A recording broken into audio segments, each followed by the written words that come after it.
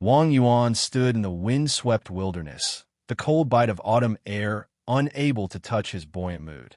He had just received the different world system, his golden ticket to countless universes, infinite opportunities, and the thrilling life of a protagonist. If he wasn't the chosen one, then who else could be? This is another world, he muttered, taking in the quiet, primitive landscape around him. He inhaled deeply. Fresh air, not much different from Earth. System, what kind of world is this? And can I talk to the people here? Don't tell me English is the universal language. The host need not worry about communication. This system is equipped with true word, a language understood by all sentient beings across the multiverse.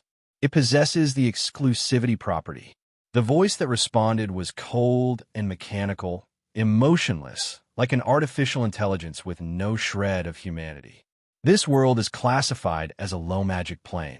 Primitive witchcraft and life-training disciplines dominate its culture. The inhabitants are predominantly white-skinned, comparable to Earth's European Middle Ages. Not that it matters to you. This knowledge is now meaningless. There was something subtly mocking in the system's tone, like it knew something Wang Yuan didn't. Huh? Why? He asked, his attention still caught up in the wonder of this new world. Because this world possesses the misfortune characteristic. The voice grew quieter, darker. In most worlds, an unseen yet fundamental concept known as luck governs outcomes. The most visible manifestation of this is the Protagonist Aura, a reality-warping force that ensures survival, growth, and absurd coincidences in favor of its host. But here, that luck is suppressed. Completely. Coincidences remain coincidences. Odds are just odds. Even a protagonist can bleed, fail, and die. This world does not forgive. The system's words began to bleed with cold, sadistic amusement. Wang Yuan blinked. So, protagonist auras are real? Huh. Then the poor guy fated to be this world's hero must be doomed. He laughed, until blood dripped from his nose. Startled, he wiped his face with the back of his hand. It was red, very red. Panicking, he looked down. His skin was blotched with crimson dots, spreading like a rash. System, what's going on? You said there was no danger in dimensional travel. Correct. The transference process is completely stable and harmless. Then why am I bleeding? In crude human terms, travel sickness. The voice was flat, but the disdain in it was palpable. Humans on Earth struggle with motion sickness from a mere bus ride. What did you expect from interdimensional travel? Your body has adapted to Earth's bacteria and ecosystem, not this one. Here, your immune system is useless. The local microbes are foreign. Your cells don't recognize them. You are biologically defenseless. And had the temperature been warmer, had spring arrived, you would have introduced a lethal plague to this world from your own biome. Wang Yuan fell to his knees, vomiting violently. As his vision blurred, a fever overtook him, rising rapidly. I want to go home. Send me back. I need a doctor, he screamed. As you wish. A force seized him and twisted his body. His fading eyes settled on a nearby rock, now engraved with two words, home and doctor. Does the host have any other requests? You bastard. I said home, not some stupid rock. Apologies. The host failed to use true word. Your language is imprecise. Homophones cause confusion. Just like the phrase dress warmly means different things depending on the season. I save me. I'm dying. Cure me. Understood. Wang Yuan felt a pinch, then the system replied. Diagnosis complete. Stop messing with me. Why are you doing this? I'm just an ordinary guy. Why me? Incorrect. You merely believed yourself ordinary. In truth, you possessed something of extreme value, the Protagonist Aura. Wang Yuan's heart sank. Had I not intervened, your hero's journey would have begun shortly. You would have risen, survived, grown stronger, and become unstoppable. But to claim a Protagonist Aura, 3 conditions must be met. The aura must be suppressed. This world fulfills that. Equivalent exchange must occur. I offered knowledge, travel, and guidance. The host must die without direct system involvement. Once fulfilled, the aura is mine. Wang Yuan collapsed again. His limbs refused to obey him. His mind spun in delirium, clarity slipping through his fingers. You want to kill me just to take it? Incorrect again. I am not killing you. The world is. I've even granted your requests to ensure proper balance in the exchange. Estimated time of death, 1 minute. If you have final words, say them now. I will not transmit them. Balance has been achieved. Wang Yuan didn't respond. He had nothing left. Even now, there was so much he wanted to say, but none of it mattered anymore. He couldn't speak. He couldn't move. And worst of all, he couldn't fight back. He had trusted a machine, one he didn't understand, one he let dictate his fate. As his consciousness faded, hallucinations filled his vision. He saw himself unlocking superpowers, crushing arrogant young masters, becoming a ruler among men. He saw girls flock to him, twins, school idols, rich heiresses, librarians, teachers, all part of a destiny he never got to claim. And then, darkness. Confirmed deceased. A geometric crystal rose from his corpse, glowing softly as it recorded its final log. Soul shackle destroyed. Initiating Protagonist Aura collection via equivalent exchange. Aura type, urban supernatural ability. Quality, medium. Completion, 100%. Then it paused. Remnant soul detected. Initiating world transference to prevent aura corruption. The crystal shimmered once, then vanished, breaking through the fabric of reality. Behind it, only a corpse remained, and a flicker of soul that refused to die. In the heart of a remote wilderness, a peculiar graveyard had taken form. Scattered across the tall grass were the rotting corpses of small animals, encircling a decaying human body that had long begun to merge with the earth. The air was still, heavy with the stench of death. If one possessed a spiritual eye, they would see it, an indistinct, mosaic-like figure drifting through the desolation.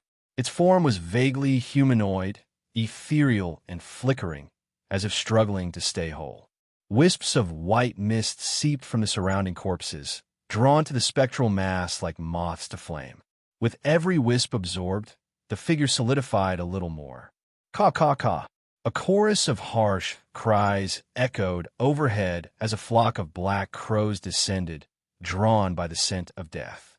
They landed, feathers ruffling, and began pecking eagerly at the carrion with mechanical hunger. The drifting soul paused. His unstable consciousness recognized something. The crows would die too. And when they did, more white mist, life essence, would be his to claim. So he waited, but something unexpected occurred. As the crows tore into the rancid flesh, they suddenly shrieked and collapsed.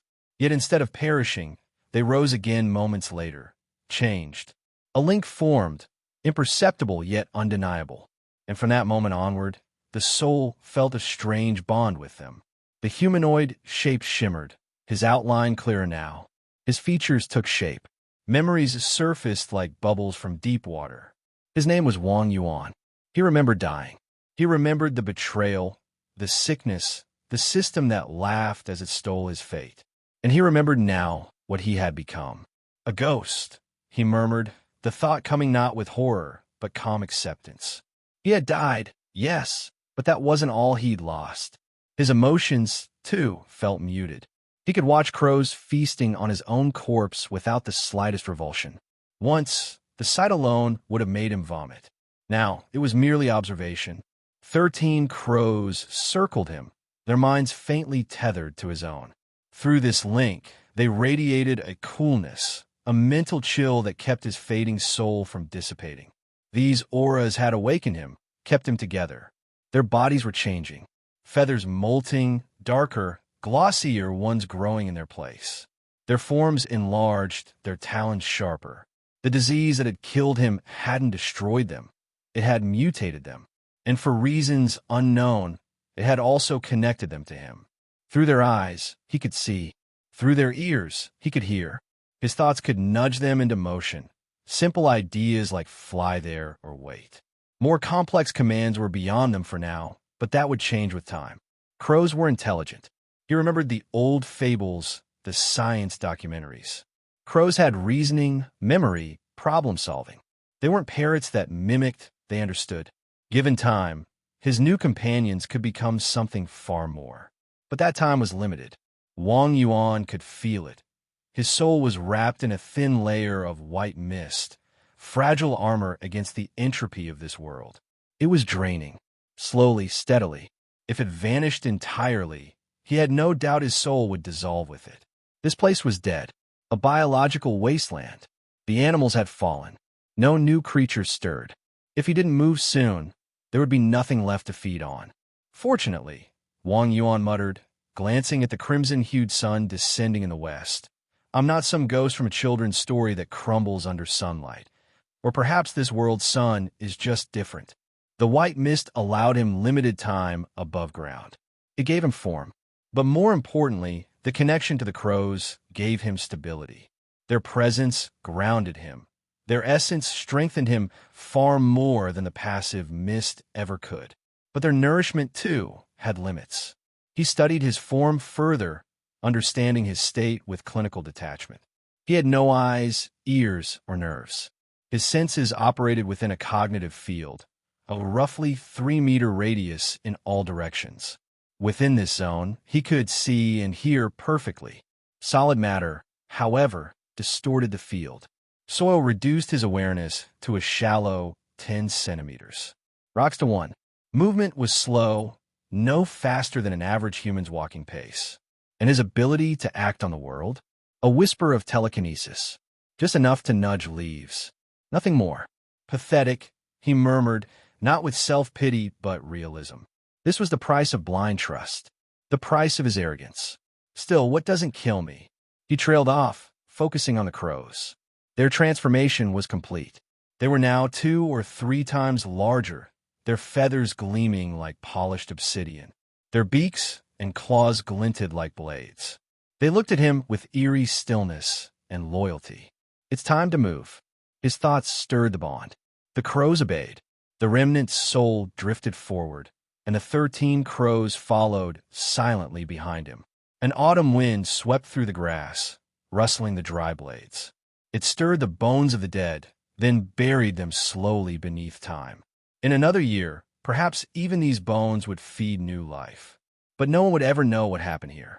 And so began the journey of Wang Yuan's remnant soul, a spirit severed from fate, yet stubbornly clinging to existence. Hey, welcome to Firescale Audiobooks. If you enjoy our audiobooks, please consider subscribing to the channel.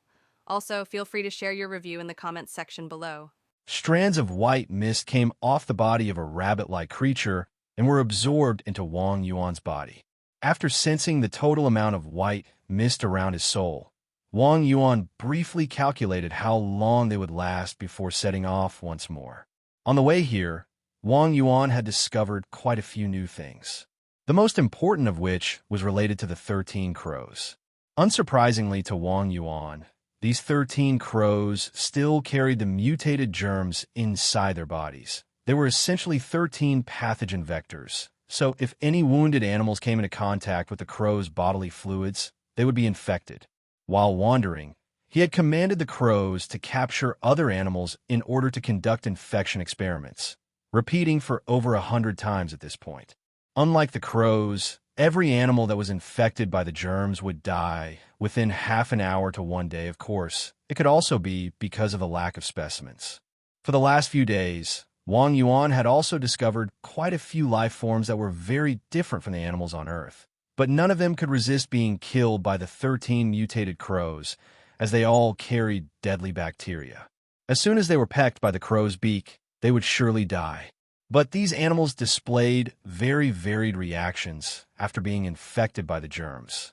Among them, the time of death for most mammals was about the same as Wang Yuan. The specimens experimented on included rabbit-like herbivores, saber-tooth-like carnivorous beasts, as well as a few monkey-like omnivore primates. The symptoms were nosebleeds, the loss of strength in their limbs followed by vomiting or uncontrollable excretion before laying limp and dying.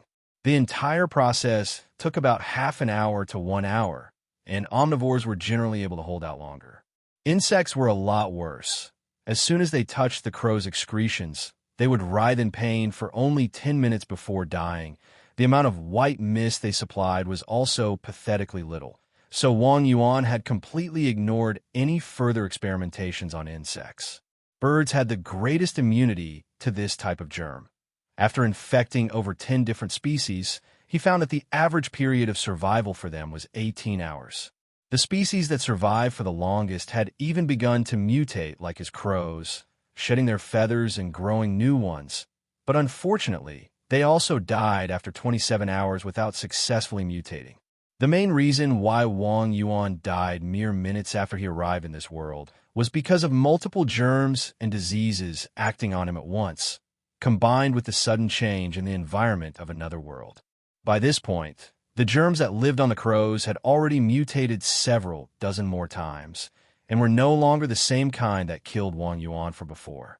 In fact, the germs were still mutating without stopping, and Wang Yuan wasn't sure if it was just his imagination, but he could now faintly feel the existence of these germs.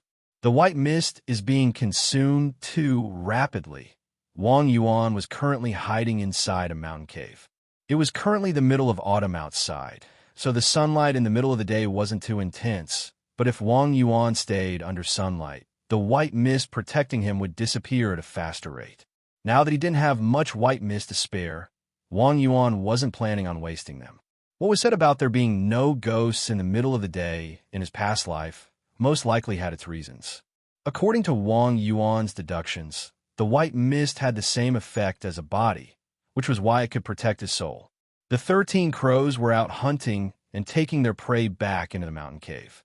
The prey that were brought back were alive, but infected with the bacteria, so they writhed and squirmed until they died as strands of white mist escaped from their body and replenished what Wang Yuan had used up.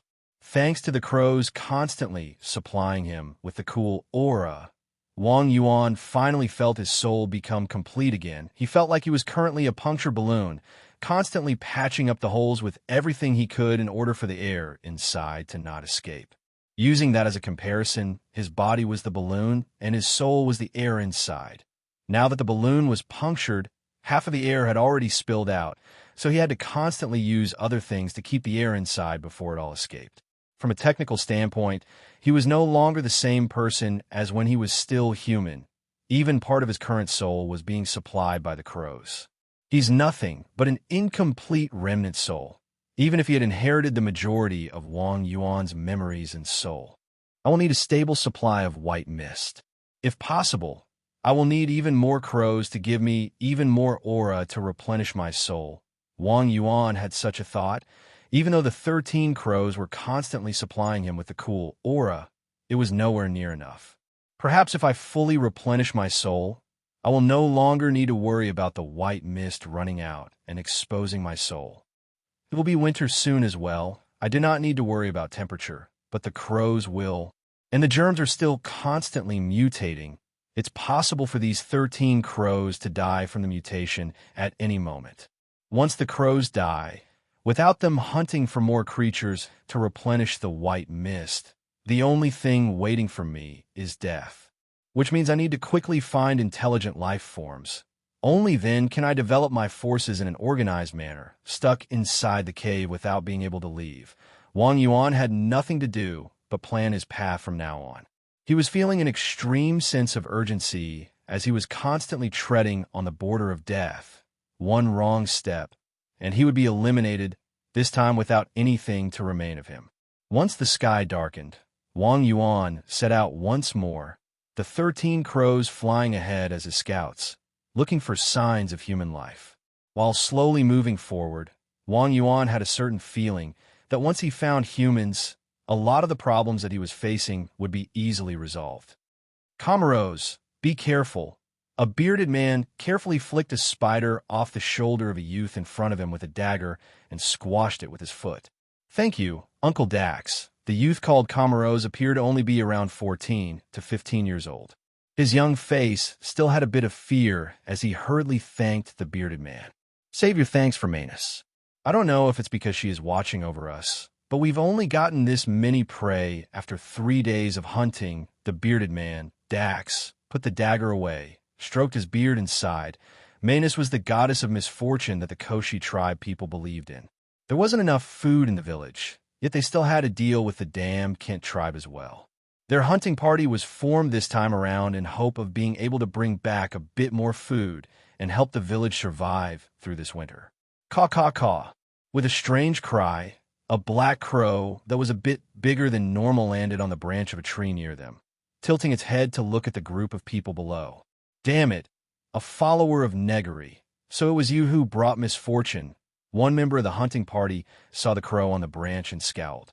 In the Koshi language, Negary carried the meaning of dirty, disease, gloomy, and ominous. At the same time, it was the name of a god. Because of the crow's jet-black feathers, their strange cry, and their scavenging characteristic, crows were called the followers of Negary. In their folklore, every crow in the world was a follower of the god called Negary, helping him spread diseases and omens. When the bearded man, Dax, knocked an arrow on his bow and was about to shoot it down, he found that the follower of Negary had already flown away. So, I finally found intelligent life, huh? Wang Yuan stood still until the very last strand of white mist was absorbed from the corpse in front of him before he started to slowly hover forward again. The white mist was being consumed too rapidly. Even if he didn't go under the sun, even if he stood still and did nothing, the white mist was still constantly being used up. If other ghosts really exist, I really can't imagine how they can live while hovering. Wang Yuan was also thinking, could it be because this is a low magic world? If Wang Yuan didn't coincidentally connect with the 13 crows mentally and regained his consciousness, if the crows hadn't mutated and could help him hunt for other life forms, his white mist would have already ran out several times over. He really couldn't understand how the other non-sentient ghosts would be able to survive. As for the group of humans, Wang Yuan didn't plan on contacting them right now, because there was a huge hurdle that he still hadn't overcome: communication. This was a different world, and even though those humans looked Caucasian, without DNA testing each of them, there was no guarantee that they were the same human race that Wang Yuan knew, and the language that they were speaking was also one that Wang Yuan had never heard before. From their reaction, it seems they hold a negative attitude towards the crows. Wang Yuan noticed that the expression those people made after noticing the crow wasn't the joy of finding prey, but rather it was unadulterated disdain. A total of 8 specimens, they would pose a certain level of threat to the crows. Wang Yuan didn't dare to act recklessly and risk losing any of these 13 crows. Before being able to mass-produce mutated crows, all of his actions had to be extremely discreet. The wilderness at night was full of danger. Not only were there various nocturnal animals out to hunt, but human eyesight was also hugely limited. A man without fire was never going to wake up to see the next morning. The hunting party of 8 were gathered around a campfire in a heavy, dejected mood. For some reason, the number of game they could find this year was pathetically low. Even after 3 days of hunting, the prey they caught could only manage to feed themselves. How are they going to finish the village's mission? Don't think too much about it. Everyone should quickly go to sleep now. We'll go in a bit deeper tomorrow and definitely find more prey. The bearded man, Dax, consoled the party. Everyone nodded and quickly went to sleep around the campfire. Only the young man, Camaros, didn't really know what to do. This was the first time he went with a hunting party, a complete newbie who couldn't do anything but make mistake after mistake on the way here. In addition to the lacking spoils of their trip, Camaros was feeling a sense of self-blame. Maybe it will be better tomorrow. Camaros consoled himself, closed his eyes, and fell asleep. Naturally, he didn't know that not too far from where they were, Wang Yuan was hovering in place. The information he could gather from the crows was very different compared to seeing things through his own field of cognition, so he had some new findings. He found that there was also a thin layer of white mist around the bodies of these people. But unlike the kind that he could absorb, this white mist contained a bit of will from their owners. And when Wang Yuan tried to come closer, he discovered that the white mist surrounding him and their white mist were neutralizing each other. What is this? Yang essence. Wang Yuan had never seen white mist existing around the bodies of other animals before, so he didn't know if this was unique to humans or if these particular humans were special in any way. He commanded a crow to fly over the camp from above and rain some justice from above. As the white substance fell, Wang Yuan used his weak interference force to change the trajectory of that substance, directly aiming for the face of one person while making sure that a little bit fell into both his mouth and nose. The man immediately woke up, cursing both the bird and his misfortune, but didn't shout out loud. He told the night guard what happened before standing up, taking a torch, and headed for the river stream a bit further away to wash his face.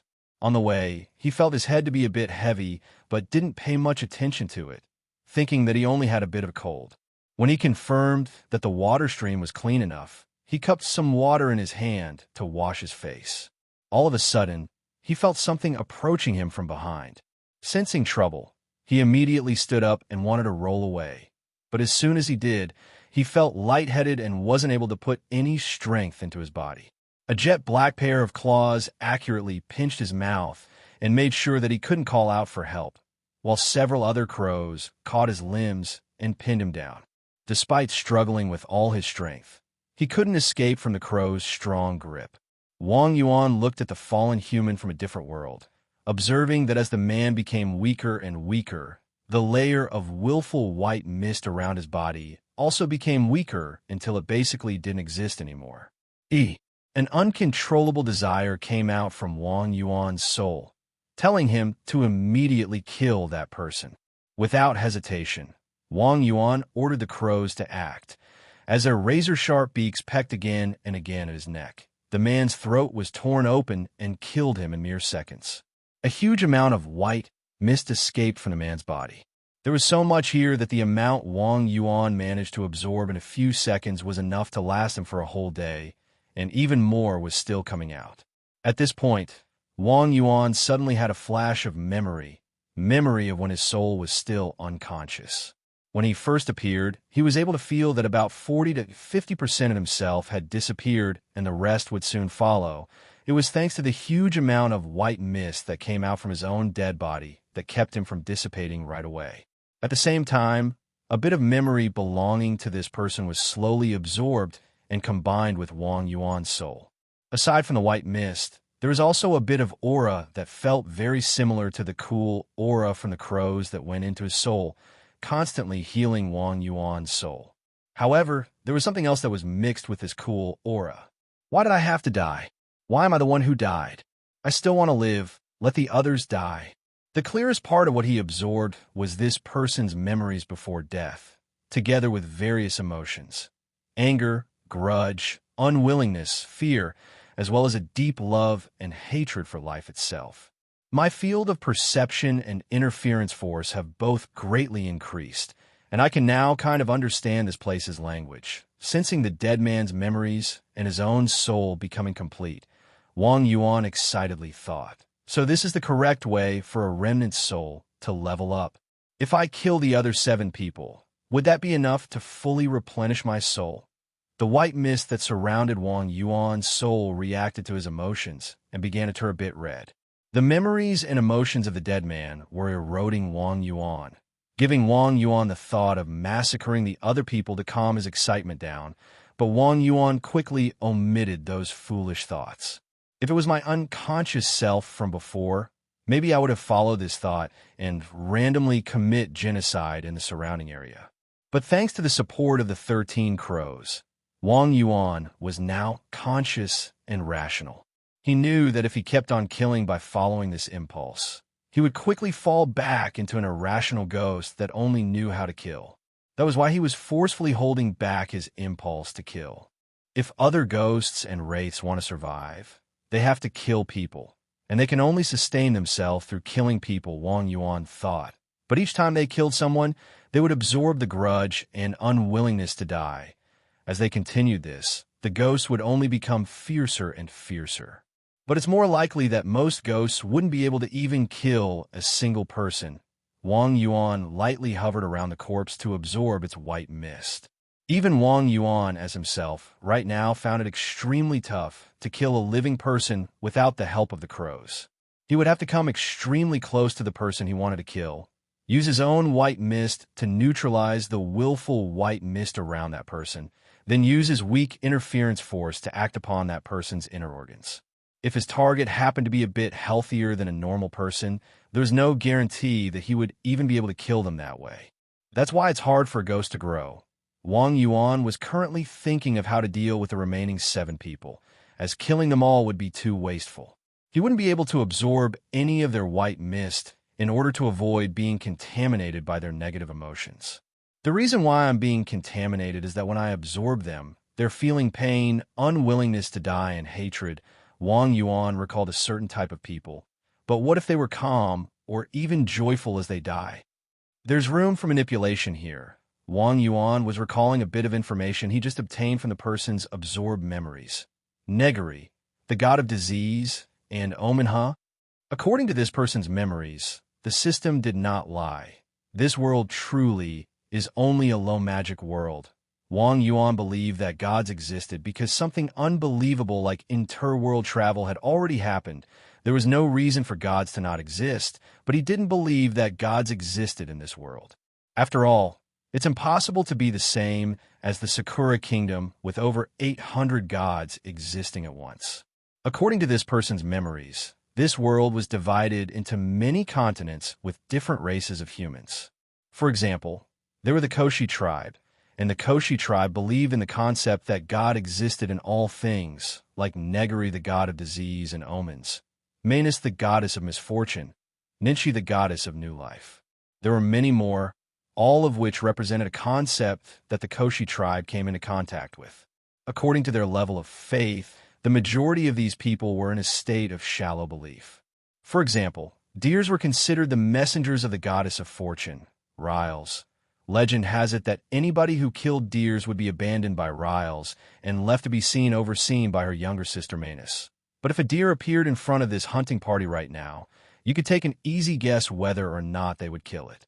On the basis that they weren't personally affected, they would pay attention to the taboos of gods. But when push came to shove, they wouldn't be thinking too much.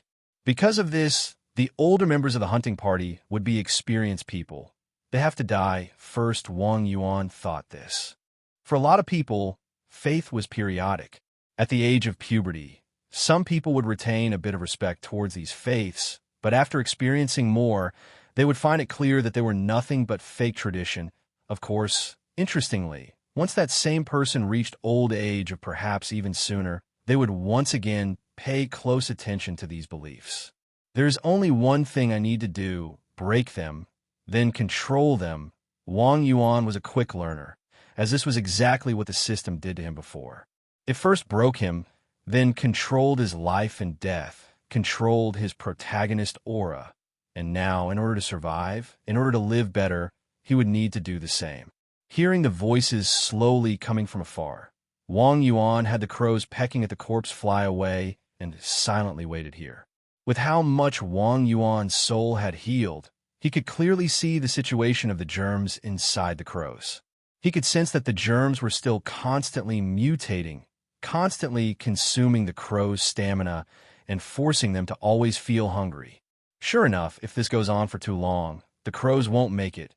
Wang Yuan silently waited. Stronger. I need to become even stronger. A few moments later, the hunting party arrived here with their weapons to find the mangled corpse. The bearded man Dax's expression reflected under the light of the torch seemed to be a bit unsure.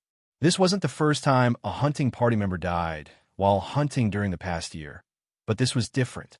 For some unknown reason, someone suddenly died without being able to even scream, giving Dax a bad gut feeling. However, as the leader of the party, Dax didn't display any of his unease or confusion. Otherwise, the rest of the party would feel panicked and become unsuitable to be led forward.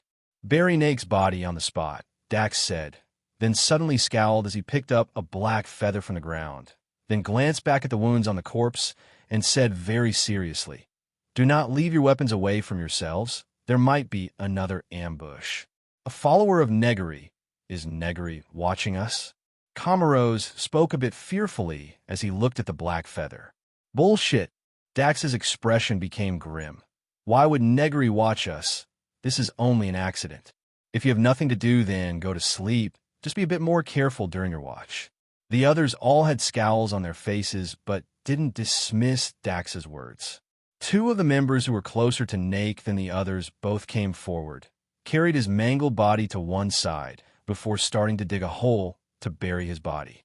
Although the two hunters who buried the body were sad, they didn't think too much of it. This was just how it was living in this world, dying from starvation, dying in conflict with the Kent tribe, dying from a disease, dying by being attacked by wild beasts. They've already seen deaths like these too many times to count. Tossing the body down the hole, they breathed in the smell of freshly dug dirt mixed with blood and began to cover up the body with dirt bit by bit. The hole wasn't too deep, so after a while, some wild beast might smell the blood, dig the body back up, and enjoy an easy meal. But they didn't care. The only thing they wanted to do for now was to arbitrarily cover his body up to make themselves feel a bit better. With grave. After finishing the simple burial, the two of them were breathing heavily, feeling unprecedentedly tired. This really surprised the two. As members of the hunting party, being sick or wounded would be toying with their lives, but all they did was dig a hole in the dirt. How could they feel this tired? Hack. Something isn't right, one of them coughed and said, "Tonight isn't that cold. Why do I feel dizzy?" "I'm the same.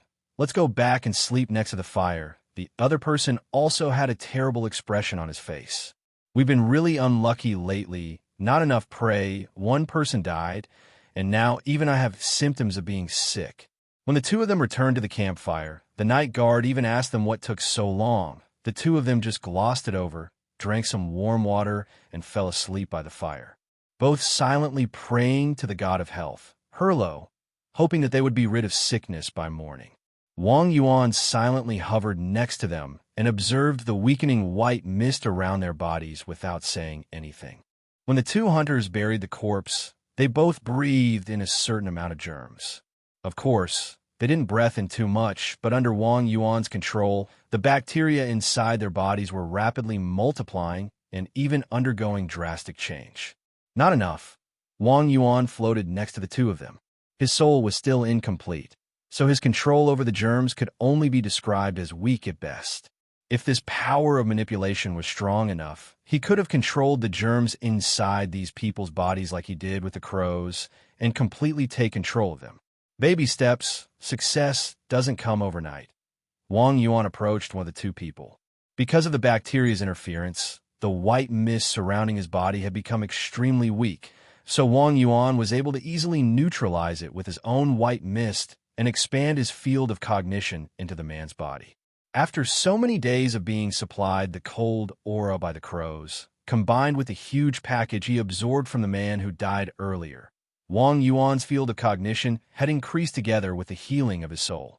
It was currently able to reach 6 meters in the air and about 3 centimeters inside the man's body. Of course, this was only the man didn't have the white mist protecting him.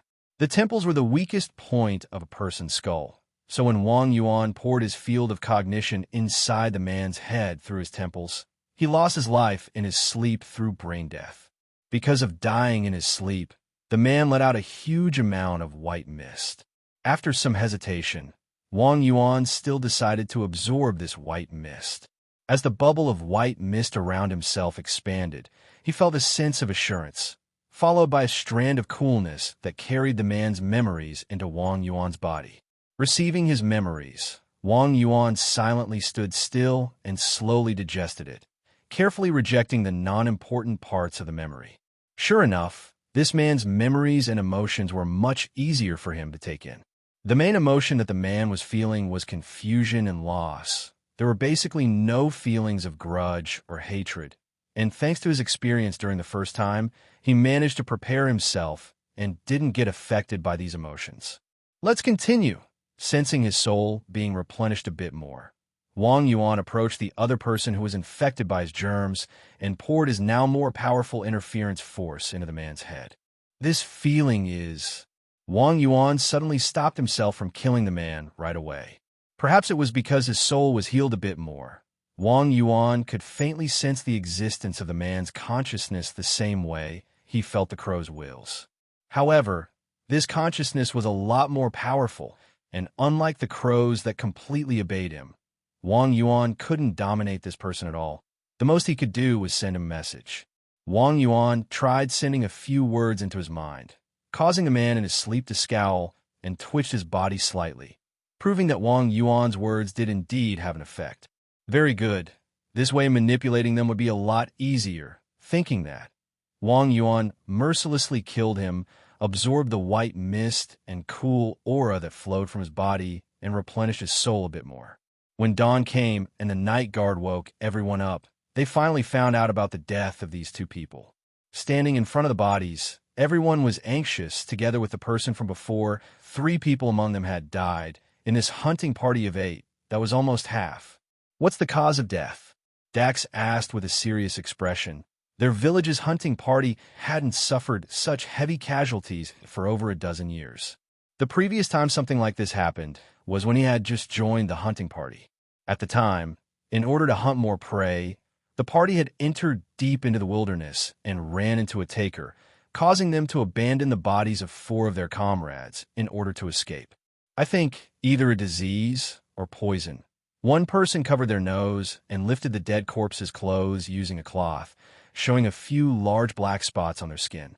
After some hesitation, he pulled his dagger and cut off a small bit of their skin to see some sort of black and red jelly slowly spilling from the wounds. At this point, a large crow flew across the sky and cawed like tolling the bell of the dead, causing everyone to feel a chill running down their spines. Are we really being watched by Negary, the god of disease and omen? Someone scowled and commented, then quickly covered his nose and backed away. Yesterday, it was them who buried Nake after he was pecked to death by crows, and now it was them who died from a disease. It must be Negary. He must be watching. Enough! Dax loudly cut him off. We have to leave this place now, but we'll continue the hunt. Before confirming that we did not contract the disease, we can't return to the village. Seeing the distressed hunting party, Dax sighed. If only one person had died, he would be able to use his authority to calm them down. But now, 2 more people suddenly died from some unknown disease, causing everyone's minds to veer towards Negary. The current state of their faith towards the gods was extremely shallow, but due to these faiths being deeply ingrained in every part of their culture, even if they normally didn't believe it, when they saw it happening in front of their eyes, it was hard for anyone to dismiss it. Very good. The initial ideal state has been achieved. Wang Yuan was hovering not too far away from these people, observing their reactions. Their mental state was now extremely sensitive and weak. The only reason they could appear to remain calm at all was due to Dax giving them a fake sense of security. All I need to do now is dispose of this leader. After multiple consecutive blows like this, they will thoroughly break down. This was also the reason why Wang Yuan did not kill the bearded man Dax the night before. People don't completely break down after a single setback, but rather multiple consecutive blows that leave them a sliver of hope before completely destroying it. At that time, they will be completely under my domination, the same way as my crows. Wang Yuan had such a thought while immersed in the joy of manipulating others. It was also this joy that made him realize something very clear. He needed to become stronger. Only then could he manipulate even more things and not be manipulated by anything. It was because I was weak that I was manipulated and fell as low as I currently am. I have to become even stronger and manipulate even more things. Only then will I no longer be manipulated. Wang Yuan looked at the slowly rising sun and didn't hesitate for long before deciding to strike while the iron was hot. If he left them for a bit longer, these people might realize his weak essence, and at that point, it would be extremely difficult to break them. Arnob, under the sunlight, his white mist was quickly dissipating, but Wang Yuan didn't care too much. Now that he had absorbed the white mist from 2 dead people, it was enough to support him under the sunlight for a long while. He couldn't wait any longer. Once he killed Dax, he would be able to dominate this group of people, then use them to dominate their village. At that point, he would have the support of many humans who would provide him with sacrifices. They would continue to provide him with white mist and breed more crows, creating more mutated crows, and allow him to manipulate even more things. The hunting party continued their trek with an agitated state of mind. There originally wasn't too much wild game to hunt, and now that they weren't quite in their right state of mind and were in no mood to hunt, they weren't able to catch much. Hack! An uncontrolled cough came out, causing the entire group to stop and glance back at the person who coughed. "I just felt an itch in my throat. I'm not sick." The man was a bit panicked and hurriedly declared while trying to look calm, but he was already subconsciously backing off. "Brad, pull up your shirt and let us see your skin," Dax ordered with a serious tone. In fact, it might just be his imagination, but he was also feeling an itch in his throat, and he currently couldn't muster as much strength as normal. Brad's expression froze, but he still lifted his shirt up, only to find that small dark spots had indeed appeared on his body. His breathing became a bit heavy. His expression turned from fear to despair. "Brad," Dax muttered the man's name, went silent for a bit before speaking. "The rest of us still haven't been confirmed to be infected. For the sake of the others, please leave the party. Don't abandon me." Brad was desperate, his body trembling. "Brad!" Dax shouted loudly to catch Brad's attention, then spoke with a solemn expression. "Listen to me. For the sake of the village, you have to leave. We will continue onward to Tucker Ridge. You can return to Shilly River, where we originally cast the net. There should be quite a few that should have been caught in it already. You can have your fill and spend the rest of your life there." Dax held his breath, gave Brad a hug before slowly backing away, and took out his bow and arrow. "Now, follow the order and leave the party. Do not get any closer to us, otherwise, for the sake of the party, I will have to kill you." Brad's lips trembled, but said nothing in the end and turned to run away. Dax kept his aim on Brad as he left, maintaining an unclear look in his gaze. Only after Brad had disappeared into the forest did Dax lower his brow and look at his other sorrowful comrades, speaking in a soft voice. "Let's go. We're heading to Tucker Ridge." "Quite resilient, aren't they?" Wang Yuan was standing under the shade of a faraway tree, observing this split-up party. Yesterday, he had used his interference force to control the germs in the air near those that he wanted to eliminate and infected them. But these people's constitution was a bit strong, plus there weren't enough germs in the air, so only now had they started to show clear symptoms of being infected. I was a bit careless. Perhaps I should wait until tonight to act. I'm using up a bit too much white mist right now. Wang Yuan looked at the hunting party resuming their journey, calculated his consumption of white mist, and formed a plan. According to their current state, the epidemic should completely break out at around twilight. I will act at that time. Their journey was heavy and tiring. Dax also wasn't in the mood to hunt anything, so he only continued to lead the party onward to the place he called Tucker Ridge. Some dry coughs could be heard from other members of the party around noon, but this time Dax only made them stay a bit further away from the party rather than outright exiling them as he did to Brad. Perhaps he had already realized that the epidemic was already with them. At this point, the only person in the party who didn't show any symptoms at all was the youngest Kamaros, while the other three were dryly coughing. Indeed, Wang Yuan only intended to leave the young man Kamaros alive. If he was the only one who made it back to the village alive, Wang Yuan was confident that he would be able to dominate him and make sure he listened to anything he said. Next to Tucker Ridge was a small cliff as well as a mild waterfall, with the sound of water around them. The coughing members of the party were resting below the waterfall, while Kamaros awkwardly walked away and sat down a bit further. Dax looked at the slowly setting sun.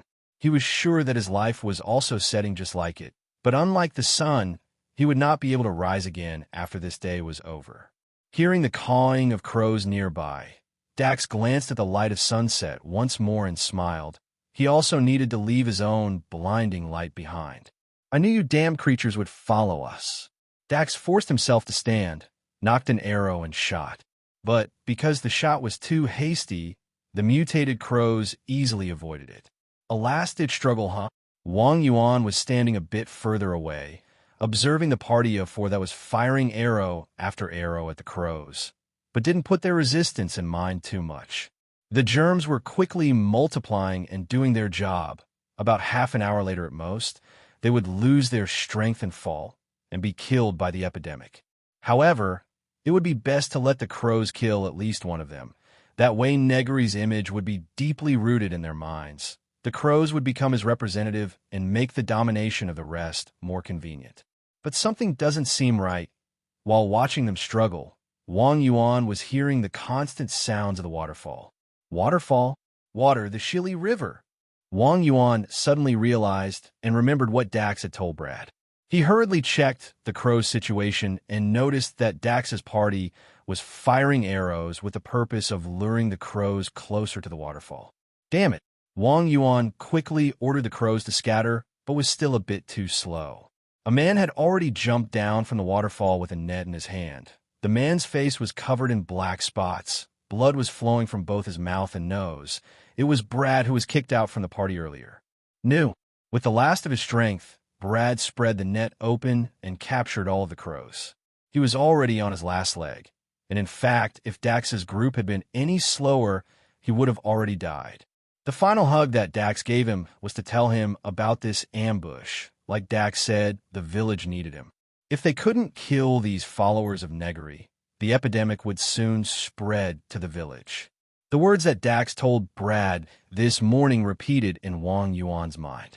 Wang Yuan understood right away. Tucker Ridge had always been right next to the Shili River. Dax had planned this from the very start, and Wang Yuan had fallen right into his trap. How dare he? He couldn't confirm that the crows would attack them. He couldn't confirm the man called Brad would understand or even follow his orders. How dare he?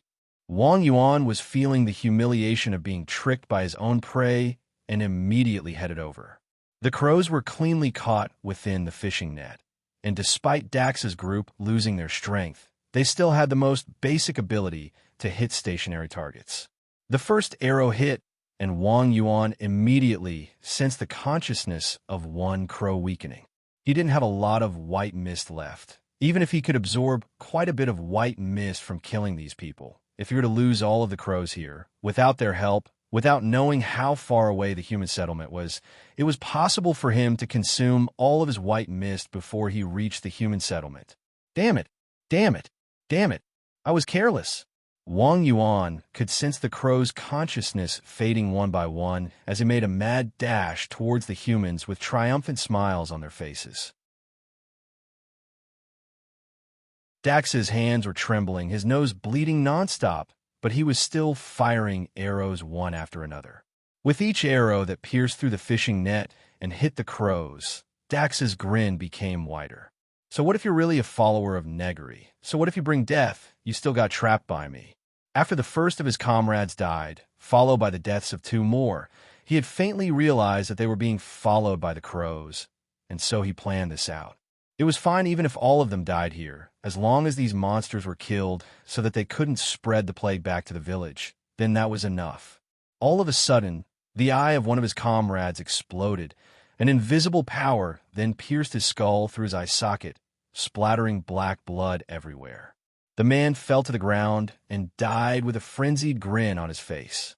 Wang Yuan didn't stop there. He ordered the wounded crows that were close to death to quickly block for the ones that were still alive, while he jumped towards the next person and killed him with interference force. Camaros, quickly kill those crows. Dax coughed up black blood as he shouted. He didn't have the strength to pull his bow anymore. He had almost reached the end of his life. Camaros trembled as he raised his bow. Earlier, he could fire his bow because the others were there. Now that some of them suddenly died for no reasons, and the others were close to death, when he became the only person left capable of attacking, he became fearful and didn't dare to attack. After all, they were still messengers of Negary.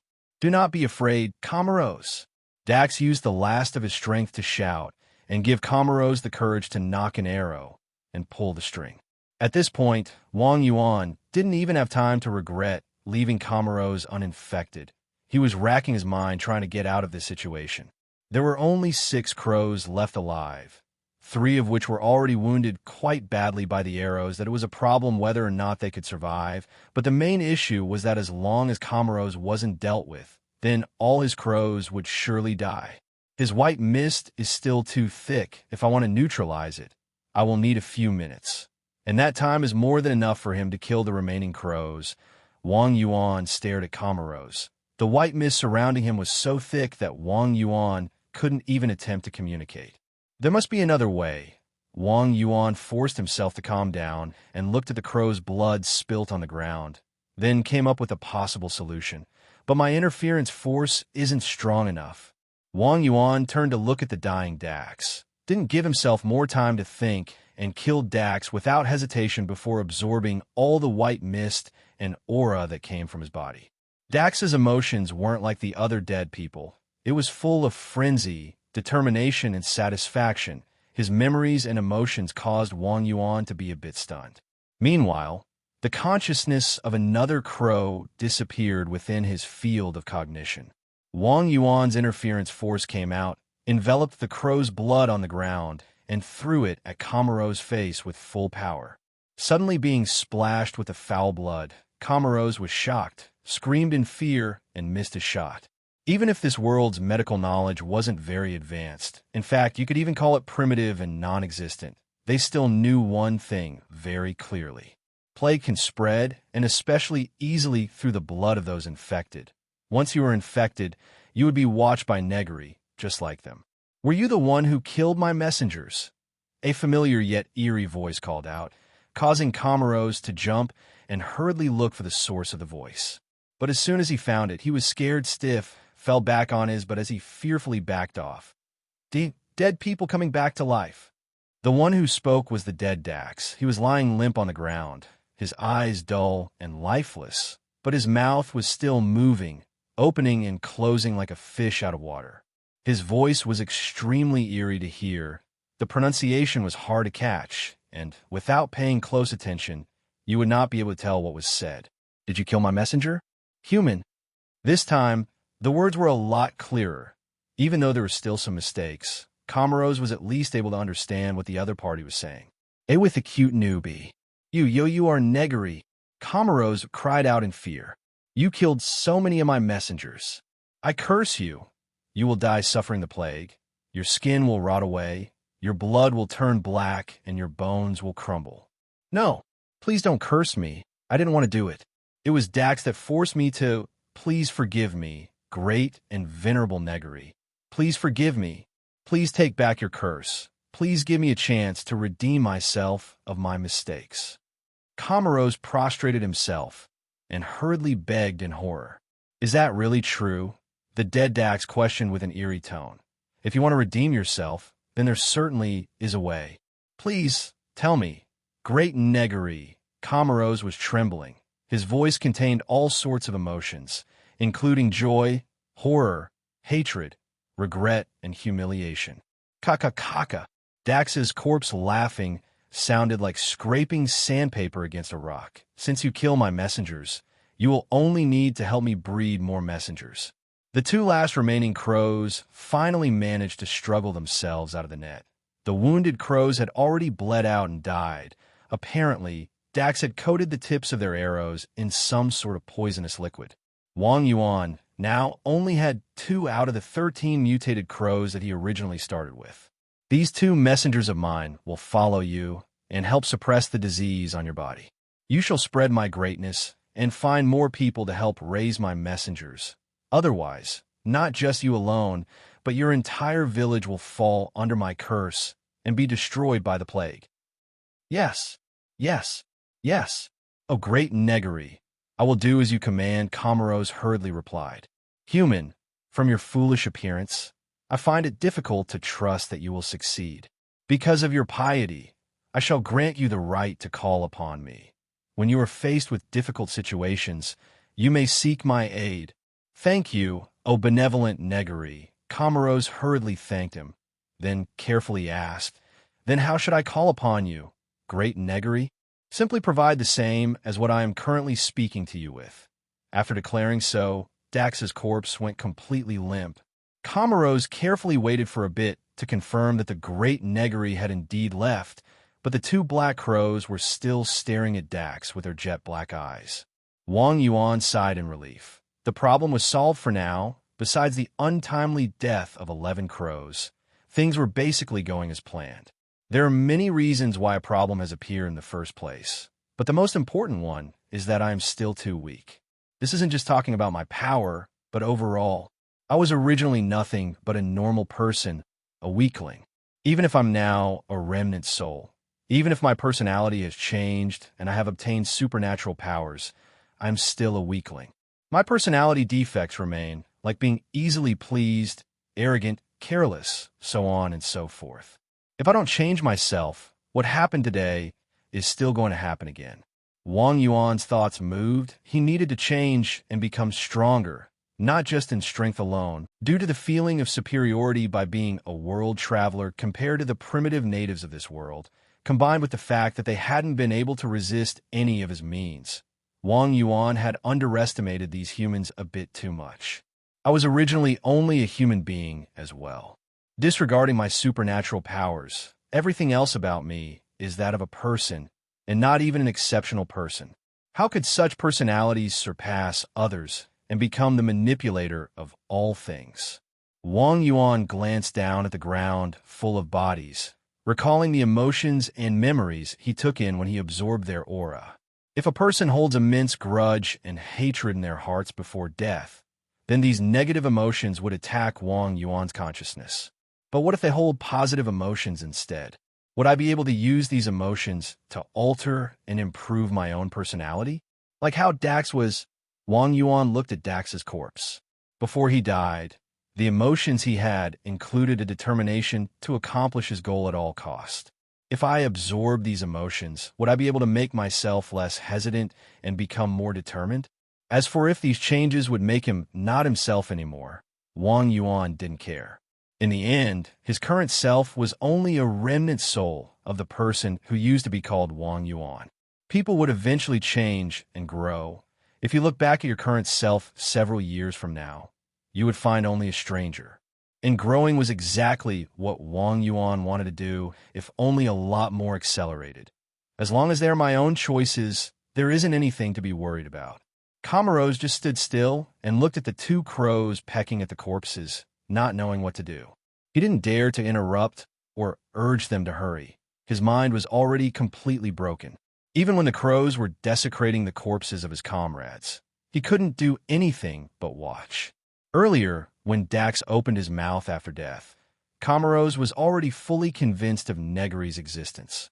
And now that he was afflicted with the plague, if he didn't want to die, he could only swear total loyalty to Negary.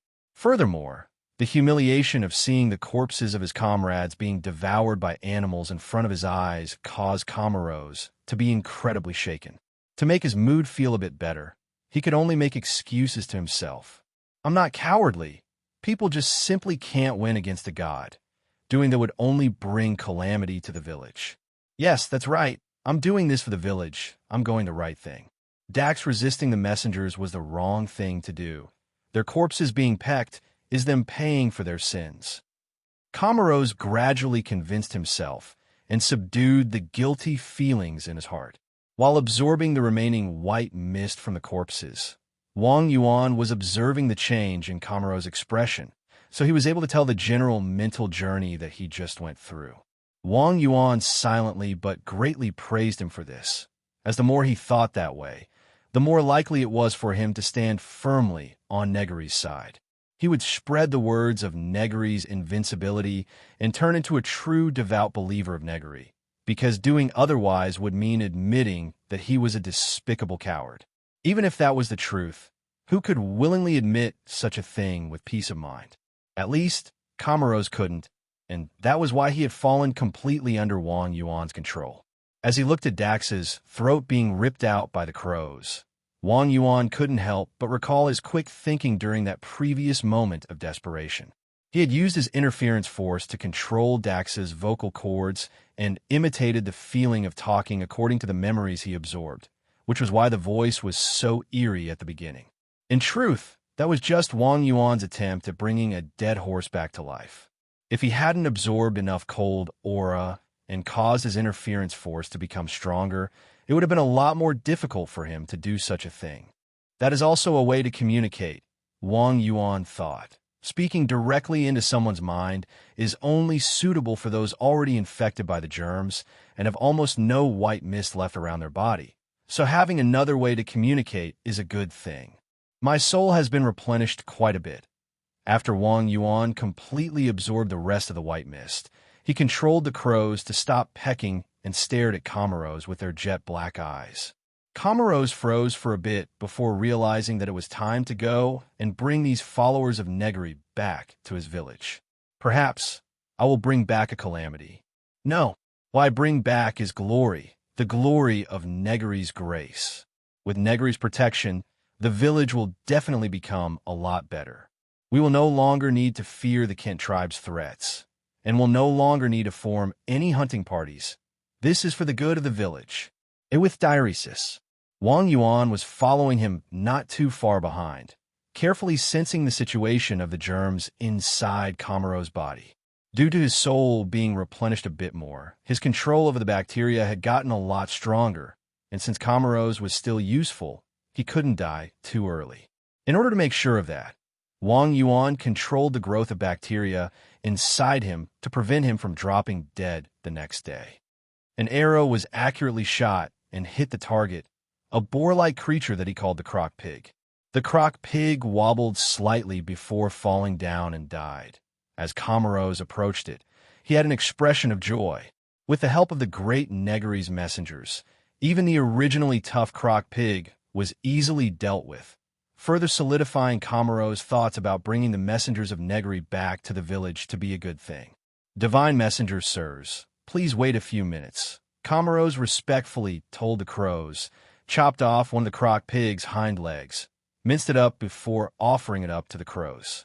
Kamaro's made a fire and grilled some of the meat, then carefully lifted his shirt up to see that a few black spots had already shown up on his skin.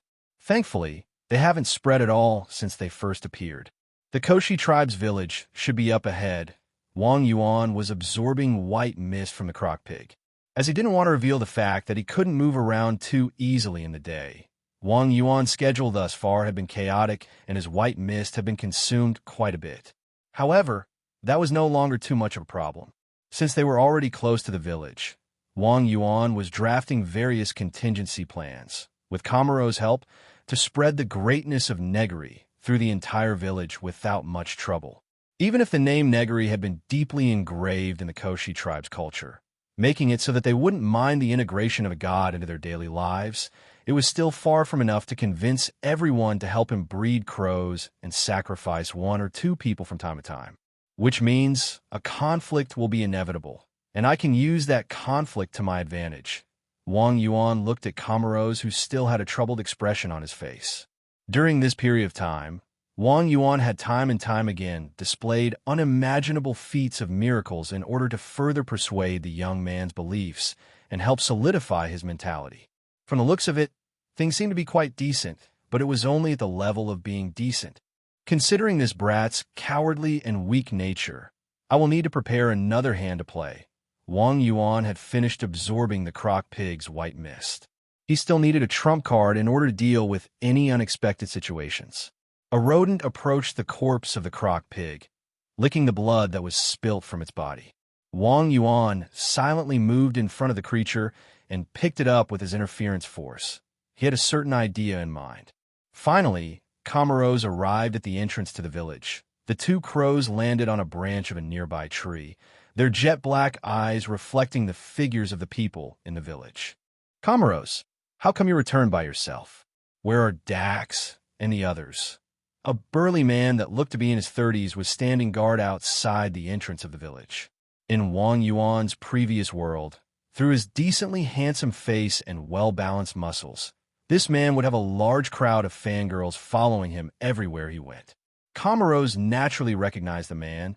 He was Jacob, the head guard of the village, as well as an official. He was quite an influential figure in the village, enough for most villagers to say that he had already been selected to be the next village chief. He and the leader of the village's hunting party were really good friends.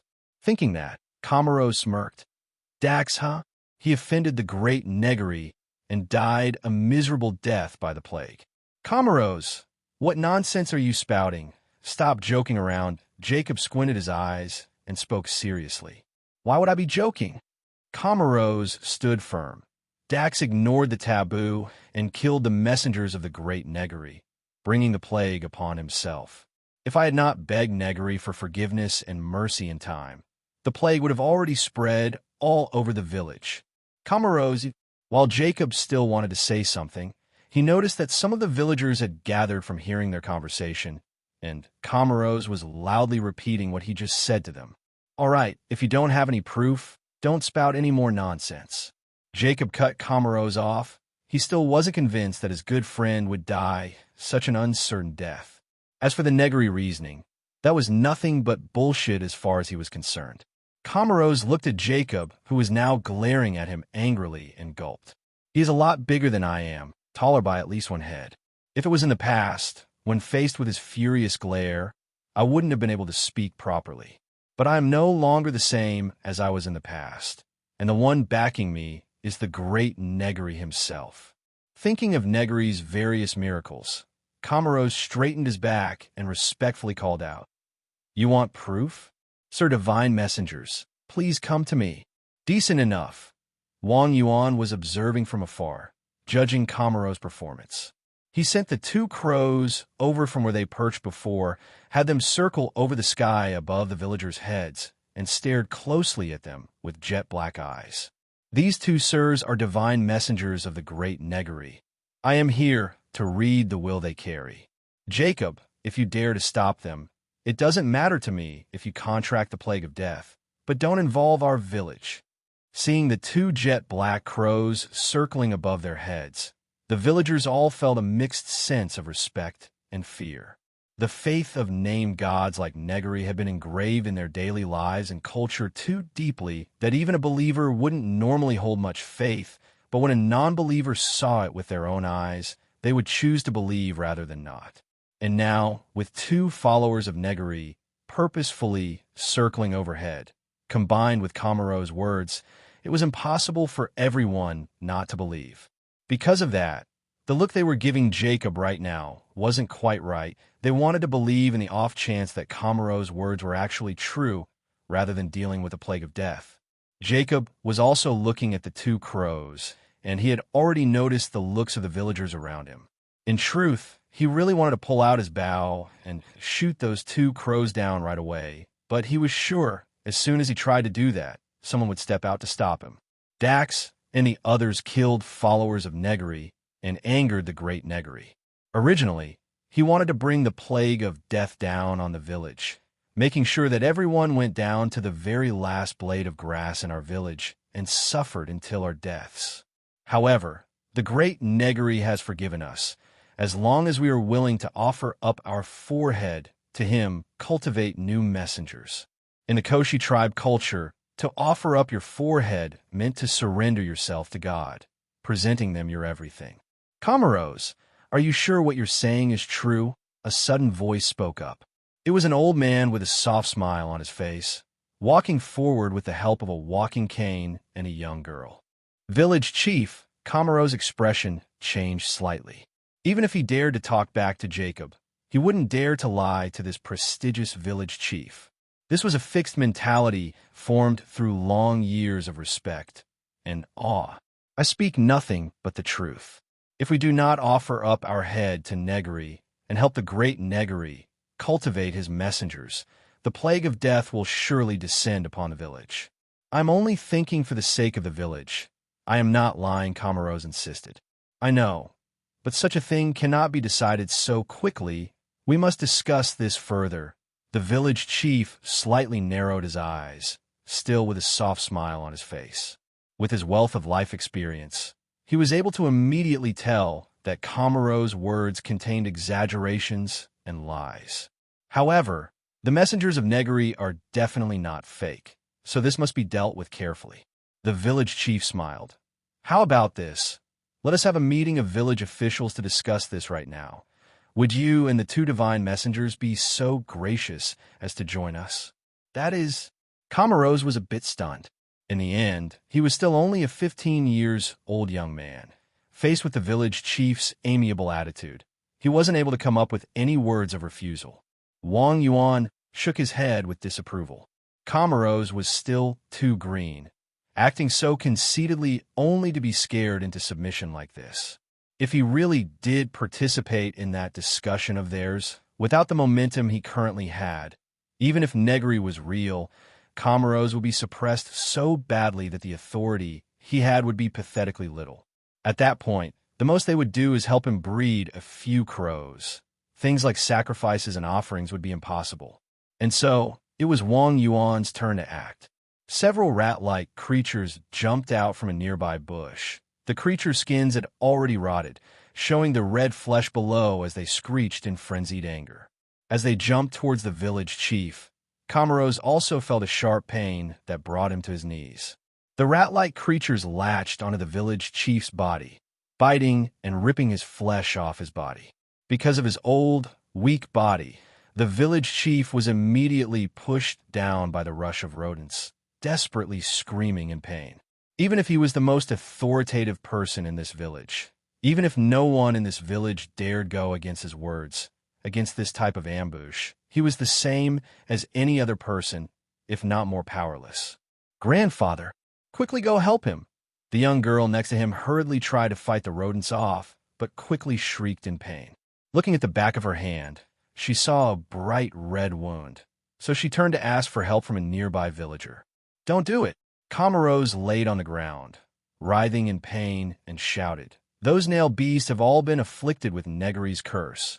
Once they bite you, you'll be afflicted by the plague of death as well." The village chief's words angered the Great Negary. That is why he was punished for it. Trying to help him will only bring Negary's wrath upon yourself as well. Seeing the once dignified village chief dying such a horrible death right in front of his eyes, Camaros completely understood. In front of the Great Negary, things like village chiefs and whatnot were equally insignificant. Many of the people who were about to help stopped themselves and instead took distance from the village chief and the bitten girl. Initial desired effect is achieved. Wang Yuan grinned. It was fortunate that he prepared a countermeasure beforehand. After those rats were infected with his bacteria, they couldn't resist his mental commands at all. But unlike the crows, they were single-use weapons that would die from the disease after just half a day. However, that was enough. After this show of prestige, no one in this village would dare to go against him anymore, besides the one called Jacob. With that in mind, Wang Yuan glanced over at the man who was clenching his fists tightly. The biggest obstacle has already been eliminated. If Camaros still couldn't do it, then I can only pick out a different spokesperson. Wang Yuan glanced at Camaros, who was on the ground, and silently thought. Naturally, this person would have to be changed sooner or later. Even though Camaros was currently under Wang Yuan's absolute control, nobody was ever to be underestimated. When the authority they hold increases, their ambition would soon follow. One's position determined one's vision. Camaros currently had a lot of knowledge about Wang Yuan. Just because he didn't understand it now doesn't mean he wouldn't understand it in the future, and such a threat should be nipped while it was still in its bud. Let's have him stabilize the situation of the village first. After all, it's easier for humans to accept being under the jurisdiction of a familiar figure, so there shouldn't be too many objections. When Negary had fully integrated into these people's lives, that will be time for Camaros to be discarded for knowing too much. Wang Yuan lightly floated around and observed the village's situation. Of course, the thing Wang Yuan was most concerned about right now was what the man named Jacob was planning. From the look on his face, he didn't intend to surrender, but that was natural. Before Wang Yuan and Camaros came, Jacob was the biggest beneficiary of this village. The hunting party's leader was his good friend. The next village chief was going to be him, without any doubt. But as soon as Camaros returned with Negary's will, the old village chief was murdered. Most of the village's authority would now also fall into Camaros' hand. For both personal and official reasons, Jacob couldn't just accept it, but due to the threat of the plague, the villagers were now standing on Camaros' side. After all, Negary had already displayed his power. Jacob knew full well that if he tried to openly resist, the other villagers would suppress him even before Negary did. Everything happened too suddenly. No one had anything prepared. Even the prestigious village chief was bitten to death in front of everyone. Jacob now had no choice but to swallow his irritation, plan things out properly before going against Camaros, as well as the one calling itself Negary. Opening the door to his house, Jacob took a deep breath, smiled brightly, and casually greeted, "Isabella, I'm home. You're back early today." A blonde young woman sat in the house, holding her somewhat inflated belly, and gently asked, "I heard a bit of commotion outside. Did something happen?" "Some problems did come up, But don't worry, I'll take care of it." Jacob smiled, full of confidence in his voice. He slowly approached his wife, crouched down, carefully touched her belly and smiled. "Nala, Papa is back. Did you miss Papa? That problem isn't as simple as you said, is it?" The sharp woman naturally saw through Jacob's awkwardness and gently told him, "I'll be fine. You don't need to worry for me. You know that I'm from the Tagula family." "All right, things are indeed a bit troublesome." Jacob looked at his wife and sighed. Camaros was the only person of the hunting party to return, bringing with him what he claimed to be the will and messengers of Negary. He had even killed the village chief. Right now, he is gathering the villagers to have them offer up their foreheads to Negary. Jacob summarized what happened and gave up on this pretend confidence. "My reason is telling me that I should surrender so that there is no danger, but my heart is telling me that doing that is wrong," Jacob said with conviction. Dax and the others died, some unclear deaths. The village chief was also murdered without remorse. But the villagers are afraid to stand up due to the threat of the plague. If I do not stand up now, I know that I will surely regret this. But if I do so and indeed provoke the plague, then not only will I have wronged the village, but I will also have wronged you. Jacob was feeling helpless. On one side was the wrong thing to do, while the other side had severe consequences that he couldn't shoulder. This made him unable to decide. When faced with two equally difficult choices, "I believe it is best that you choose the one you think is correct." Isabella hugged her husband's head and gently consoled him. "I will support you. As for that Negary you spoke about, I think it's possible that it isn't actually a god." Isabella smiled. "Isabella, do you know something?" Jacob looked up at his wife. He knew that his wife wasn't a person of the Koshi tribe. Her background wasn't simple either, so it made sense that she knew a few secrets. "The one calling itself Negary is possibly an evil spirit," Isabella recalled as she explained. "Evil spirits are entities with strange and powerful mystical abilities, but they are also under heavy restrictions, so they do not easily appear. But as far as I know, evil spirits have no sense of reason." "It's very different from what you said." "Evil spirits, huh?" Jacob nodded. "In my hometown, an evil spirit calamity once occurred that caused many people to lose their lives. That evil spirit had the ability to control fog, called the devil in the fog. Many people were lost and killed within that fog.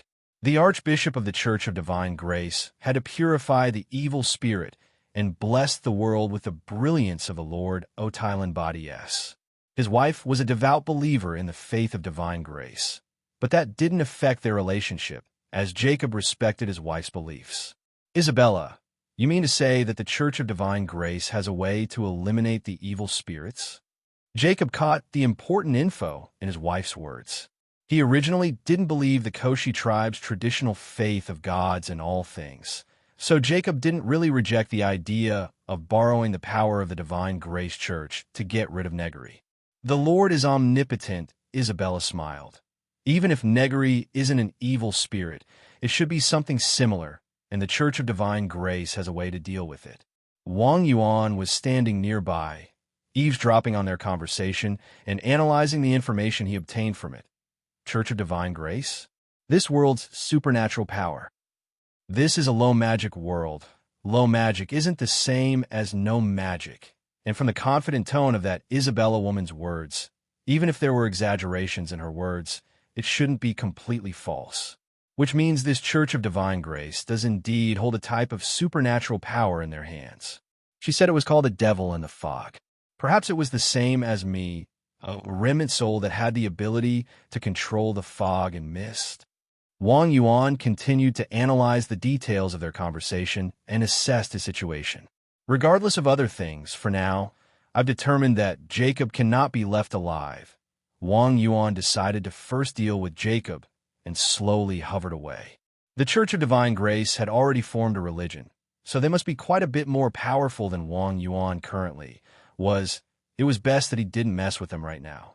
On the other side, where Camaros was still conveying the will of Negary to the villagers, he suddenly felt an itch, then saw the two crows flew up and landed nearby, signaling for Camaros to follow them. Camaros didn't dare to make them wait and hurriedly followed the crows, arriving in front of a certain building that was currently holding the village chief's granddaughter. Since she was bitten by the plague-nail beasts, Comoros had her locked up here with the excuse of not letting the plague spread. Wang Yuan was also hovering near the girl. She was holding the wound on her hand tightly, with a pale expression on her face, weakly collapsed on the ground. She had the charms of a sickly beauty, but this wasn't useful for anything. So as Wang Yuan's interference force acted on her, the girl scowled, hugged her head with a pained expression, then dropped dead without a sound. When Comoros opened the door, the girl was already a corpse. Her skin was pale from the lack of blood. Her weak body collapsed on the ground, so fragile that one would feel regretful for her. There was even a strange sense of beauty in that. Quite a few villagers were following Comoros. As they saw the girl's body, they all gasped. This girl was the village chief's granddaughter, a beautiful girl, the dream lover of many youths of the village, but now she was dead. She was also once Comoros' dream lover, but now that he saw her dead body, he didn't feel regretful or mourning for her. Instead, he felt extreme fear. His darkest memories, his moments of cowardice and weakness from a few days ago were being displayed right in front of his face. Sure enough, the girl's corpse once again spoke in an eerie tone of voice. The dead had spoken once more, but she wasn't the one speaking. Hack, hack, hack. Comoros, you have really disappointed me. At this point, someone is still preparing to go against my will. Benevolent Negary, please forgive our foolishness and ignorance. We would absolutely never defy your will. Comoros hurriedly prostrated. Affected by him, the other villagers also hurriedly prostrated themselves to the ground. You might not, but someone else does. They intend to contact the Heretic Church of Divine Grace and go against my will. O foolish bunch, if you do not desire my glory, then I can only bestow the plague upon you. Forgive us, Great Negary, who would do such a damn thing. Please tell us the name of the sinner, someone shouted in a frenzy. They would be the sinner of this entire village. We would never forgive them. After seeing the village chief killed by Negary's messengers after mere words of disrespect, and now a corpse talking, these villagers had completely been convinced of Negary's existence. They were forced to fear the inevitable coming of the plague. The air of unrest quickly spread. If that is the case, if you sacrifice the sinner to me, then I shall give you another chance, Wang Yuan slowly spoke through the girl's mouth. The sinner is the man called Jacob Dakme. Offer him to me. Let my messengers take him away, and I shall consider forgiving you this once. Choose the plague or sacrifice. This will be the final chance I give to you after those final words. The girl's mouth closed shut, and Wang Yuan stood waiting for the villagers' reactions. Do we have any other choice? Comoros stood up and loudly declared. For his own benefits, Jacob had given up the faith of our Koshi tribe. He is not simply a sinner of our village. He is the sinner of the Koshi tribe as a whole. To protect the village, we have no other choice. This youngster is also growing. Wang Yuan praised Comoros' performance. Under his guidance, Jacob was abandoned by his own village. A mob of people were rushing towards Jacob's house. At this point, the mob was already completely swept by their emotions. The few that were still rational couldn't do anything to change the bigger picture against the threat of the plague. Most of them had already gone insane. 2 days later, we will go and seek help from the Church of Divine Grace. Jacob pulled his wife's hand. Before that, I have to bring you somewhere safe. It's too dangerous in the village right now. Jacob, when Isabella was about to say something, various noises came from outside his house. Most of them were calling for Jacob to give himself up for the sake of the village's peace. Alphanu, how is that possible? Jacob's expression turned grim. He hurriedly took the knights, sword hung on the table, and faced a mob of people that broke down his door, glaring at the young man leading them. Comoros, everything only happened after he returned. Jacob, you wanted to seek help from the Heretic Church, had incurred the wrath of Lord Negary, so that the village would not fall to the plague. For the sake of the village's safety, please put down your weapon and cease your resistance. Comoros was forcing himself to maintain a somber expression, but the corners of his mouth couldn't help but perk up a little. Comoros was now enjoying the feeling of being under Negary's domination. Before, he was nothing but a newcomer who joined the hunting party, but what about now? Even a head guard of the village, someone that the entire village looked up to, someone who was likely going to become the next village chief, isn't he completely powerless against me right now? Jacob clenched his sword tightly, his fingers going pale from using too much force. Is Negary really so powerful? The things I had just decided a few moments ago were already found out. As he looked at the mob of villagers who came, the eyes of these people who used to contain admiration and praise now contained hatred and fear, making Jacob unable to swing his sword. Even more were the gazes of the others, the look of begging in their eyes. Please, lower your sword. Please, give up resistance. Please, become a sacrifice. Please, sacrifice yourself for the village. Jacob's hand, holding the sword, slowly became powerless. He knew that he couldn't go against them, so he turned around. Isabella was teary-eyed looking at him, shaking her head as if she had something to say. He smiled, stopped her from speaking, pointed at her belly with gentleness in his eyes, then turned back to Comoros and spoke. I can give myself up and let you do with me as you please. But my wife is innocent. All the sins came from me alone. Please let her go. Comoros' expression changed a bit and glanced at Isabella's baby bump. The corner of his lip slightly twitched as he spoke. Negary's was only for you, the sinner, to pay the price. We have decided to pass your judgment at the big tree behind the village. Please come with us. Understood. Jacob turned around to look at his wife, then was led away by the mob to the big tree behind the village. His hands and legs were tied and forced to kneel on the ground. However, even as he knelt, his back was as straight as ever. From afar, two crows flew over and began to peck at Jacob's body without hesitation.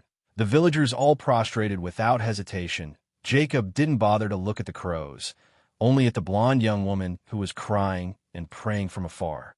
Jacob started shedding tears. He wasn't afraid of death, but he still hadn't been able to see his child be born. He still hadn't fulfilled his promise to accompany Isabella until her death. He had gone ahead of her. As his blood flowed, Jacob's vision began to turn blurry. A scene seemed to manifest in front of his eyes. In it, Isabella was holding the hand of a blonde little girl. Just like her mother, the girl was also a beautiful little lady. Wang Yuan was hovering not too far away from Jacob. This man certainly had something worthy of praise. If he was given the chance, he might have been able to become a great hero known widely across the land. But then again, there are no ifs in life. Even in the face of difficulties, you decided to stand up. That is bravery. Even in the face of death, you did not show dread. That is fearlessness. Wang Yuan looked at Jacob as he slowly bled to death. I have bore witness to your death. A huge cluster of white mist and cool aura flowed towards Wang Yuan. That feels quite decent. Wang Yuan carefully selected the emotions he needed, absorbed them, then did his best to discard what he considered useless emotions. Among these useless emotions, the majority of them were his longing towards his family. These emotions that Jacob treasured even to his death were discarded by Wang Yuan like a pair of ragged shoes. However, Wang Yuan was quite interested in the woman called Isabella. Thanks to Jacob's memories, Wang Yuan now knew quite a bit about Isabella. The woman Isabella wasn't a Koshi tribeswoman, but rather a Degan woman from the kingdom of Intercam. Furthermore, one that came from an aristocratic family, the Tagula. They could be considered a branch family of the Intercam kingdom's royal family. A few years ago, the royal family of the Intercam kingdom was caught in internal strife, and, as the royal bloodline's branch family, the Tagula family was naturally affected. Isabella Tagula had escaped to this place to avoid the bloodshed, settled down here, and married Jacob Dakmi, changing her name to Isabella Dakmi. But the point that Wang Yuan was interested in was that the Tagula family was once hailed as the child of dragon, rumored to have the blood of true dragons flowing through their veins. From a rational standpoint, this low magic world couldn't possibly give birth to a dragon, so the supposed bloodline of the dragon would be fake 80 to 90% of the time. But according to Isabella's explanations, a child of dragon, had in fact once been born in their family, inheriting their power. Most of the people in this village are Koshi, so unique specimens like these can stay. Wang Yuan was currently thinking about his plans, especially since Isabella was now a pregnant woman. About the adaptability of a fetus to the bacteria, Wang Yuan recalled a few movies from his previous life, for example, Planet of the Apes or Blade, in which they used a mother's body as a springboard to allow the fetus inside their mother to slowly adapt to those serums and powers. It was because of this that Blade was able to become a daywalker, while Caesar gained high intelligence. If I infect Isabella with the bacteria and suppresses its growth, I wonder if the newborn child would become adapted to the germs, Wang Yuan silently thought.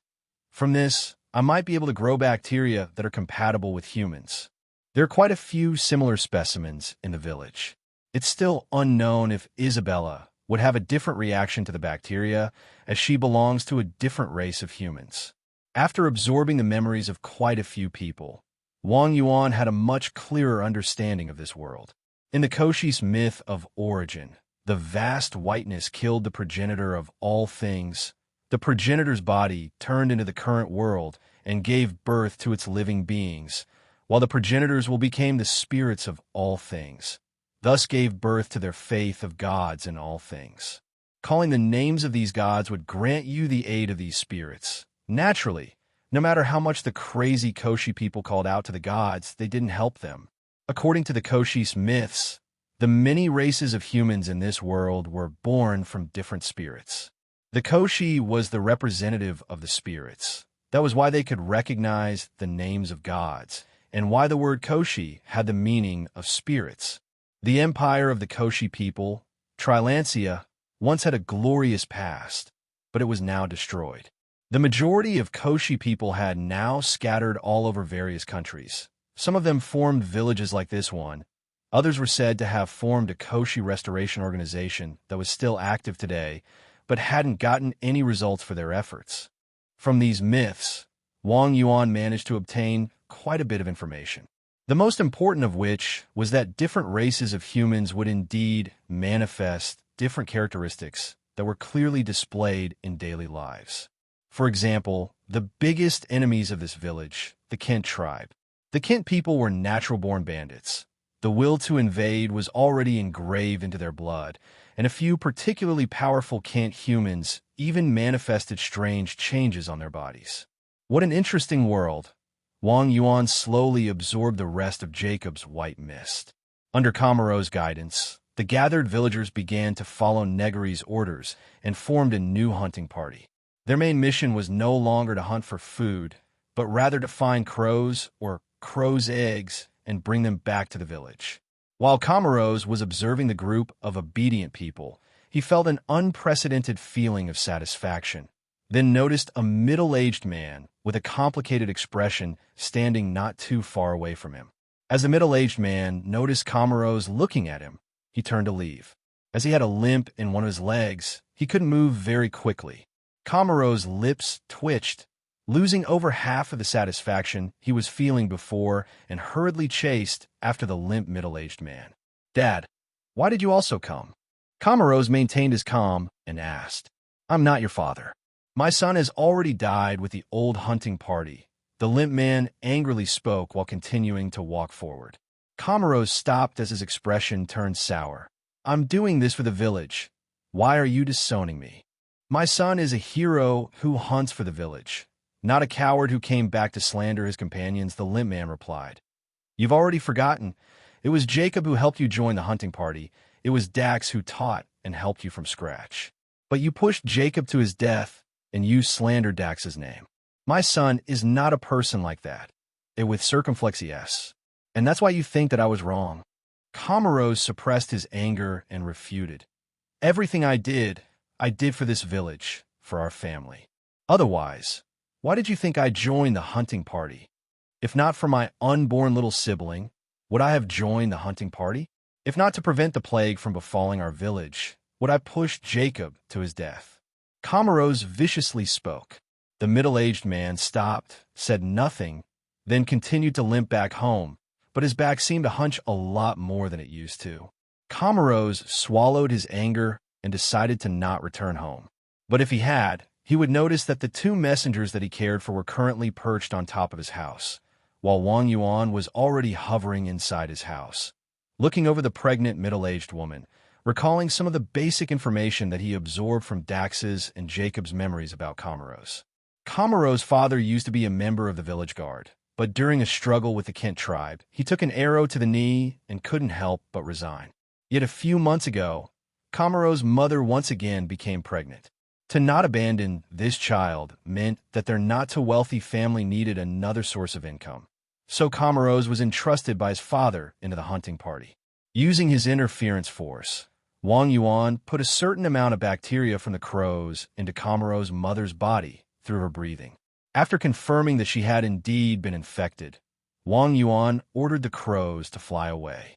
After he controlled the rate of growth of these bacteria, Wang Yuan continued to hover towards the next house, as there were quite a few more people that needed to be infected, and he would need to carefully culture them during the next period of time. Also, there was one more problem. According to the absorbed memories, it would soon be winter. And so, for the sake of goods, the natural-born bandits of the Kent tribe would soon pay them an unwelcome visit. The Kent tribe sounds like perfect specimens to experiment on as well. The new hunting party had just returned from their first expedition. They didn't manage to bring back any crows, but they brought back a few crow eggs. A total of 5 ashen-gray black-dotted eggs were brought back and placed at the back of the town, on top of the large tree, as Wang Yuan's 2 mutated crows had already made a nest there.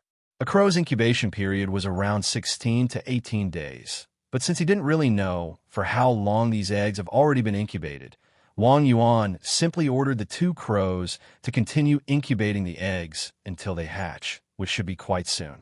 Ever since the feud with his father, Comoros had another house built at the back of the village and lived there by himself, dealing with menial chores and tasks of the village. The village chief was already dead. Jacob, who was considered to be the next village chief, was also dead, so the one whose words carried the most weight in the village was Comoros. Everything was still basically the same as before, and everyone had their own lives to live, but now that Negary's brilliance had shrouded the village, no one knew for sure if some of the things they were already used to would anger the Great Negary. For example, in the past, if a sheep they raised got sick and died, the villagers would eat what they could eat and bury the rest somewhere near the village to increase the fertility of the land. But now that the village was under Negary's watch, they couldn't casually do it without consent. Watching Comoros drive the people who came to inquire about such things away, Wang Yuan hovered towards the large tree at the back of the village and observed the crow eggs. I wonder if these new crows would be able to adapt to the progenitor germs. Wang Yuan had such a thought. The bacteria had already evolved too many times to actually keep track at this point. The original bacteria that Wang Yuan brought from his world was most likely a type of germ that originated from the birds of his world. For people who were vaccinated, it would naturally not cause a lot of harm. But when he came to this world, the bacteria immediately mutated due to the sudden change in environment and caused Wang Yuan's death. It then formed a surprising symbiotic relationship with the crows and made them mutate in a good way. The original bacteria that infected the crows were named progenitor germs. The main effects that the progenitor germs had on the crows were mutation and the formation of a stable mental connection with me. But if they infected any other life forms, the bacteria would be the cause of their deaths. Wang Yuan also proceeded to name a few more things. For example, the white mist that came out of a dead creature was named life essence, while the cool aura came from the crows and humans were named soul essence. The other bacteria that mutated from the progenitor germs also had their own unique names, but most were marked with numbers as prototype specimens. Many of these mutated bacteria came from the bodies of the Koshi villagers, since the village now had a new rule. Any sick person would have to go to the back of the village and receive the blessing from Negary's messengers. Once a person had been confirmed to be sick, they would be brought to the back of the village and receive Negary's blessing, which was essentially being infected with the progenitor germs. Wang Yuan would then observe and study the changes that the bacteria undergo within the bodies of these people. Rudimentary germs like the common cold would quickly be consumed by the progenitor germs, and kickstart a new round of mutations. Wang Yuan would then observe the effects these mutated germs have on these people, then made sure the carrier didn't die from the disease before collecting mutated bacteria that had value.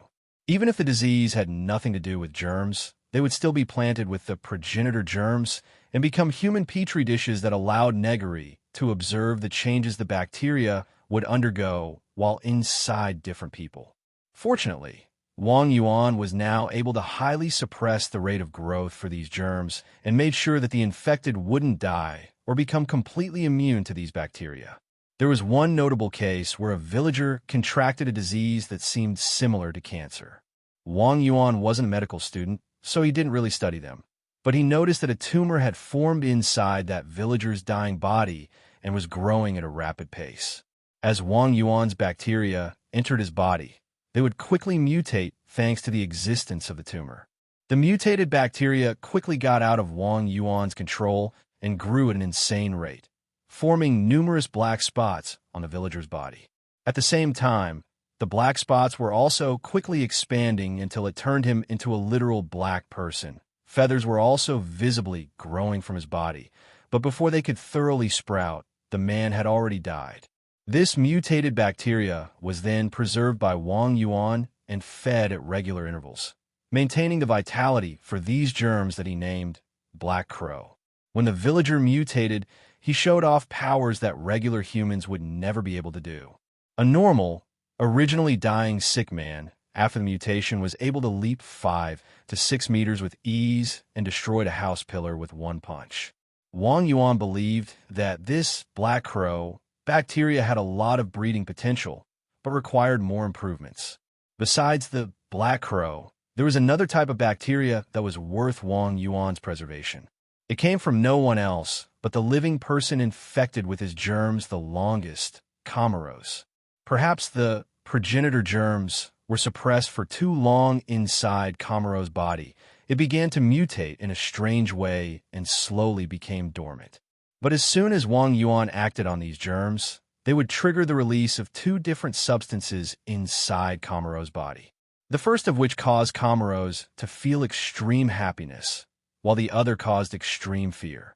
Wang Yuan was in full control of which substance would be released, and in fact, even without Wang Yuan's interference, Comoros would not die from the germs inside him anymore. This type of bacteria that could trigger happiness and fear was named domination by Wang Yuan. The deeper meaning of which was that if someone were to be infected with them, they would never escape from Wang Yuan's control. But more importantly, the current Comoros was similar to the mutated crows. He was able to supply Wang Yuan with soul essence, which was the cool aura. Unlike the crows, the soul essence that Comoros supplied was similar to how it was when he absorbed the soul essence of the dead. It carried emotions as well as bits and pieces of memories. This seems to be similar to the worshipped gods from my past life. Could it be that soul essence was actually faith? Wang Yuan had such a thought and rejected the soul essence Comoros supplied. Wang Yuan didn't want to become a worshipped god like in the stories. Those gods might appear to have absolute control, but they were in fact also being controlled by their collective worshippers, which was something Wang Yuan couldn't stomach. He could accept selective, active changes to his personality, but not passive changes like this. For his goal, Wang Yuan wanted to become a true manipulator of all things, but not a god. In fact, if such gods existed, Wang Yuan also wanted to one day dominate them as well. Our Omicron. These dominator germs are quite useful.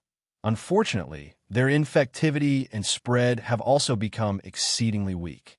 I can't make them spread widely, so Comoros is the only carrier for now. Wang Yuan sighed, then continued to experiment with the different changes that the progenitor germs went through in different hosts. Comoros' mother should go into labor quite soon, shouldn't she? Wang Yuan recalled. A heart-wrenching scream resounded from the room as a man with a lame leg anxiously waited outside. As a newborn child was delivered, Wang Yuan had come to observe the infant. Comoros, your successor has been found, Wang Yuan said as he looked at the infant. As soon as this child was born, Wang Yuan was able to sense soul essence being transferred to him. under the effects of the bacteria. This newborn child was extremely healthy. He soon opened his eyes and looked towards Wang Yuan's direction with clear black eyes, as well as a happy smile. "So you can sense my existence, huh?" Wang Yuan smiled. Even though it was now impossible for Kamaros to escape from Wang Yuan's control due to the domination germs, he still knew too much. Not to mention the fact that this infant was a lot more excellent compared to him. The infant was named Noah by his father. The bacteria inside his body will be named the righteous germs, like a sick joke. Wang Yuan named this bacteria. From what was observed so far, this bacteria was able to strengthen the constitution of the infected, as this infant was a lot healthier compared to other newborn babies. At the same time, a person infected by the righteous bacteria was similar to a crow infected by the progenitor germs. This newborn consciousness was highly sensitive to Wang Yuan's suggestions, thus allowing him a great deal of control over the infected. In the Bible, the righteous, in principle, wasn't referring to a person's good morals and behaviors. It was more accurately described as an effect that came about through the cause of having a covenant with God. In other words, a person who obeyed the laws of God because of their beliefs. And so, a person who had a covenant with God was called righteous, and the covenant between Noah and Wang Yuan was the bacteria inside of him. That was the reason why Wang Yuan named it the righteous bacteria. "So that is my younger brother." Kamaros stood from a distance, looking at the child who was the center of everyone's attention. Towards this little brother, he felt admiration and envy. If he didn't appear, Kamaros wouldn't have joined the hunting party, and he wouldn't have run into that. As soon as he thought that, Kamaros felt a sense of dread and fear over his body. That was the effect of the domination germs. Whenever he thought about Negary in a bad way, his body's instincts would naturally react and release the fear trigger substance inside his body, causing him to feel fear. Taking one last look at the family that he no longer had a place in, Kamaros turned around and left. He had finally made up his mind to dedicate his everything to Negary. Wang Yuan continued to observe the effects of the righteous germs. Noah's growth was unbelievably fast, and he also had an extraordinary mind. If Wang Yuan did not have a constant connection to his consciousness, Wang Yuan would have believed without a doubt that Noah was actually a reincarnator. Walled, when Noah uttered a few illegible syllables, a small gray bird flew in from the window. It carried a rolled-up leaf in its talons. When it got closer to Noah, it carefully poured the dew on the leaf into Noah's mouth. Wang Yuan was observing this not too far away. Noah's actions couldn't help but remind Wang Yuan of the Koshis legends. According to their folklore, Koshi represented spirits, and the Koshi people were a race of humans born from the spirits of the progenitor of all things. They recognized the names of gods in all things and could borrow those names to unleash unimaginable power. From his observations so far, Noah would occasionally utter a few illegible syllables. Through these syllables, Noah was able to command various animals, the easiest of which were birds, to do as he liked. Wald should have the meaning of the drinker in the Koshi language. Wang Yuan scowled and thought about this connection. Could it be that the Koshi people's legends are actually true? Through his connection with Noah, he could indeed communicate with the boy, but Noah was still too young to fully express what he wanted to say clearly. Even the vague syllables that he could speak were nothing but a sort of instinct. Perhaps sensing Wang Yuan staring at him, he turned towards Wang Yuan and smiled happily. Wang Yuan also smiled, since regardless of what secret the Koshi people held, at least for now, the bacteria will need to be improved further. These current bacteria are unable to give me enough power. Wang Yuan briefly sensed the situation of the germs spread all over the village, but suddenly felt a report coming from the two mutated crows at the large tree. "The crows are hatching, huh?" Wang Yuan lightly left Noah's side, using his interference force to propel himself towards the back of the village. After his soul was replenished a few times, his interference force was greatly reinforced, so his movement speed also increased, and he soon arrived at the large tree at the back of the village. Ari. Within the crow's nest, only 2 out of 5 crow eggs hatched. Two hatchlings with barely any fur were energetically moving around the nest. As this was the mutated crow's nest, the progenitor germs were everywhere in the air. When the two hatchlings came into contact with the germs, they didn't show any adverse effects at all, and instead became more lively instead. It was obvious that the current progenitor germs were extremely suitable for these crows. A normal crow hatchling would need to be taken care of for about a month by adult crows before they become adolescent and can leave the nest by themselves. But these crows might be able to leave their nests a lot sooner than that. Wang Yuan used his interference force to check the situation of these two hatchlings before making a rough estimation. Soon enough, the crow eggs all hatched one by one. The villagers had already prepared a bit of food, fruits, worms, as well as rotten meat not too far away from where they were, so the two grown crows didn't have to search for food to feed the new hatchlings.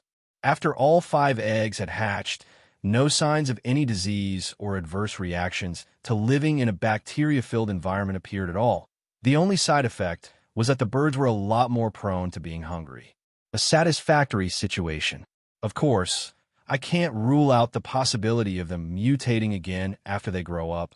While observing them, Wang Yuan had such a thought. The crows weren't quite as important as they were before, but the more crows he had, the better. Every crow was a stable source of daily soul essence for him. Even if it wasn't a lot, through accumulation, it was a lot more stable compared to the alternatives. I wonder what would happen after my soul is completely replenished. Wang Yuan checked the state of his own soul. At the moment, his soul seemed to be complete, but he knew better than anyone else that the vague feeling of being greatly incomplete still existed.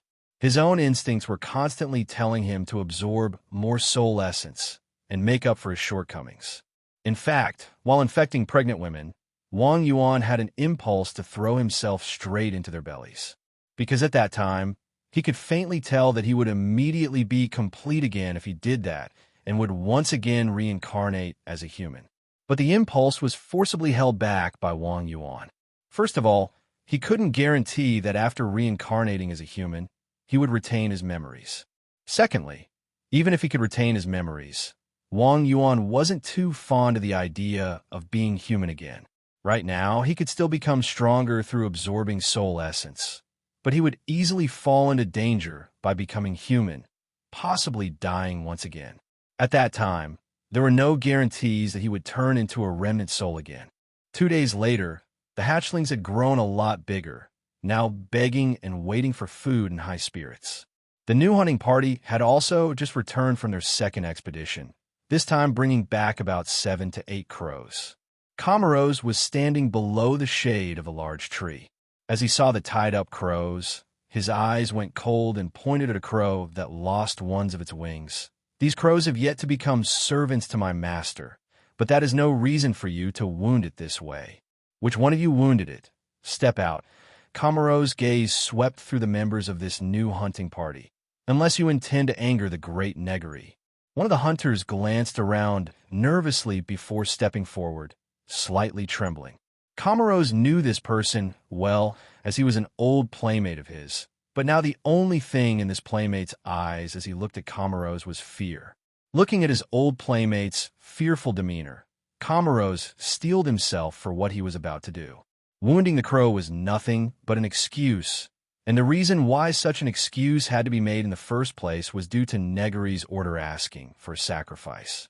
During this time, the only life essence Wang Yuan had been able to absorb was from the black crow germs. Now that his stock of life essence was no longer enough, a sacrifice had to be made, and Wang Yuan conveyed this order to Comoros through his domination germs. It was possible for him to randomly pick out a villager to be sacrificed, but that could cause the villagers intense retaliation. So an excuse was necessary to forcefully denounce those who made minor mistakes as sinners and sacrifice them. And right now, this old playmate of Comoros was the one standing at the pointy end of the spear. Since Comoros couldn't go against Negary's orders, he had no choice but to silently apologize for his following actions. Comoros squinted his eyes and was about to pronounce a sentence when a member of the village guards quickly rode his horse towards them. "Chief Comoros, sir, we discovered signs of the Kent tribe. This member of the village guard hurriedly got off his horse and reported to Comoros in a low voice. The Kent tribe. Comoros decided against recalling some not-so-pleasant memories and turned toward his old playmate, declaring, "Originally, your sin should have been paid for with your life. However, you have been given a chance to redeem yourself. A life for a life. Join the village guards, capture a Kent tribesman, and use his life to redeem for your own." In the end, Comoros was soft. He decided to indirectly spare his old playmate. Wang Yuan didn't mind Comoros' little scheme too much as he was recalling the information he knew about the Kent tribe. The Kent people were widely known as natural-born bandits. The instinct to plunder and kill had been engraved into their bloodline. This description wasn't racial discrimination, but rather something that the Kent people had proven time and time again through their actions. This was their nature that couldn't be changed even with acquired education and teachings. Once upon a time, in the neighboring Roya's kingdom, there used to be a kind-hearted aristocrat. He believed that the Kent people were widely known as bandits because the only people they knew from birth were bandits.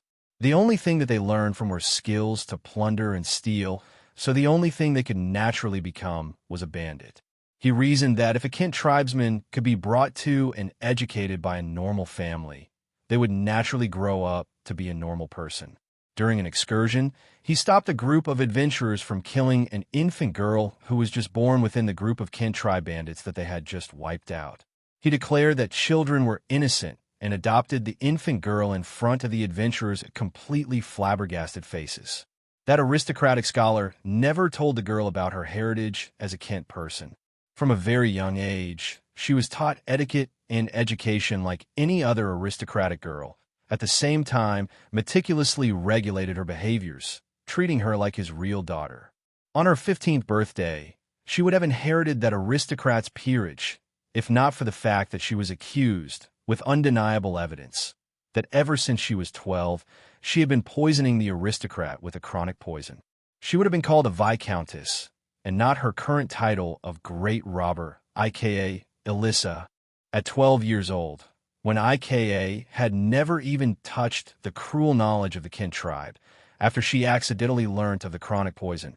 Even without any grudge against him, she began to slowly poison her adoptive father. That was simply the Kent people's nature. They didn't feel that plundering from others was a shameful thing to do.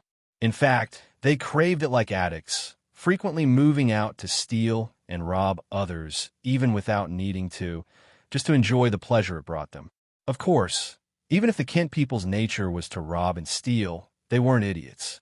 They would not attack forces that were too powerful or completely eliminate the parties that they stole from. Otherwise, if there was no one left to steal from, the Kent tribe that hated working for their keep would have gone extinct long ago. And this Koshi village was one of the parties to be stolen from. Every year, bandit troops consisting of Kent people would raid the village, and every time, the village would have to do something to protect themselves against these pillagers. It would ring above be. If the village was completely defenseless against the bandits, they would do whatever they liked. The worst instance was several years ago when the Kent people managed to enter the village and lit everything on fire, reducing numerous houses to ash. If it weren't for the Kent tribe deciding to leave some of the villagers alive to be plundered again, this village would have already been destroyed at the time. That year, many Koshi people either starved or were frozen to death. Of course, there are also some calm years where both sides flex their muscles against one another. If the Kent bandits considered their village to be a hard bone to chew on, they would only demand the village to give them a bit of food before running away. However, this village was now different. This village was now under Wang Yuan's domination, and Wang Yuan couldn't possibly let the things under his control to once again be controlled by others. Because of that, Wang Yuan's policy against the Kent people from the very start was total elimination. These Koshi people, for better or for worse, were under Wang Yuan's control. They were assets that would increase their own values over time, so Wang Yuan didn't want to be too cruel against them. But towards the Kent people, Wang Yuan had no mercy. The bacteria bred under the village's conditions all have very low infectivity. So if they were bred from the Kent people's blood with their extremely invasive nature, Would I be able to create germs with extremely high infectivity? Wang Yuan was looking forward to finding this out. But before that, he needed a certain number of armed forces. After all, the Koshi village originally didn't have much when it came to armed forces, only the hunting party and the village guards. But the hunting party was completely eliminated by Wang Yuan, leaving only the newbie Kamaros alive. While the village guards captain, Jacob, was also killed, the remaining members of the village guards were delegated to the new hunting party to search for crows, so the current fighting power of the village was at an all-time low. If they did not have confidence in the existence of Negary, most of the villagers would have already prepared to flee. Seeing the newly captured crows, Wang Yuan recalled the incomplete black crow germs and had a certain thought. The Koshi village people lived a very secluded life, so they knew too little about the outside world. Perhaps this time, he would be able to learn a bit more from these Kent tribe bandits. Riding galloping horses at full speed, the Kent tribe people were screaming in excitement. They loved to plunder and steal. Even taking minor things could cause them to feel excitement and joy. Their very nature was to take things from others and make it theirs.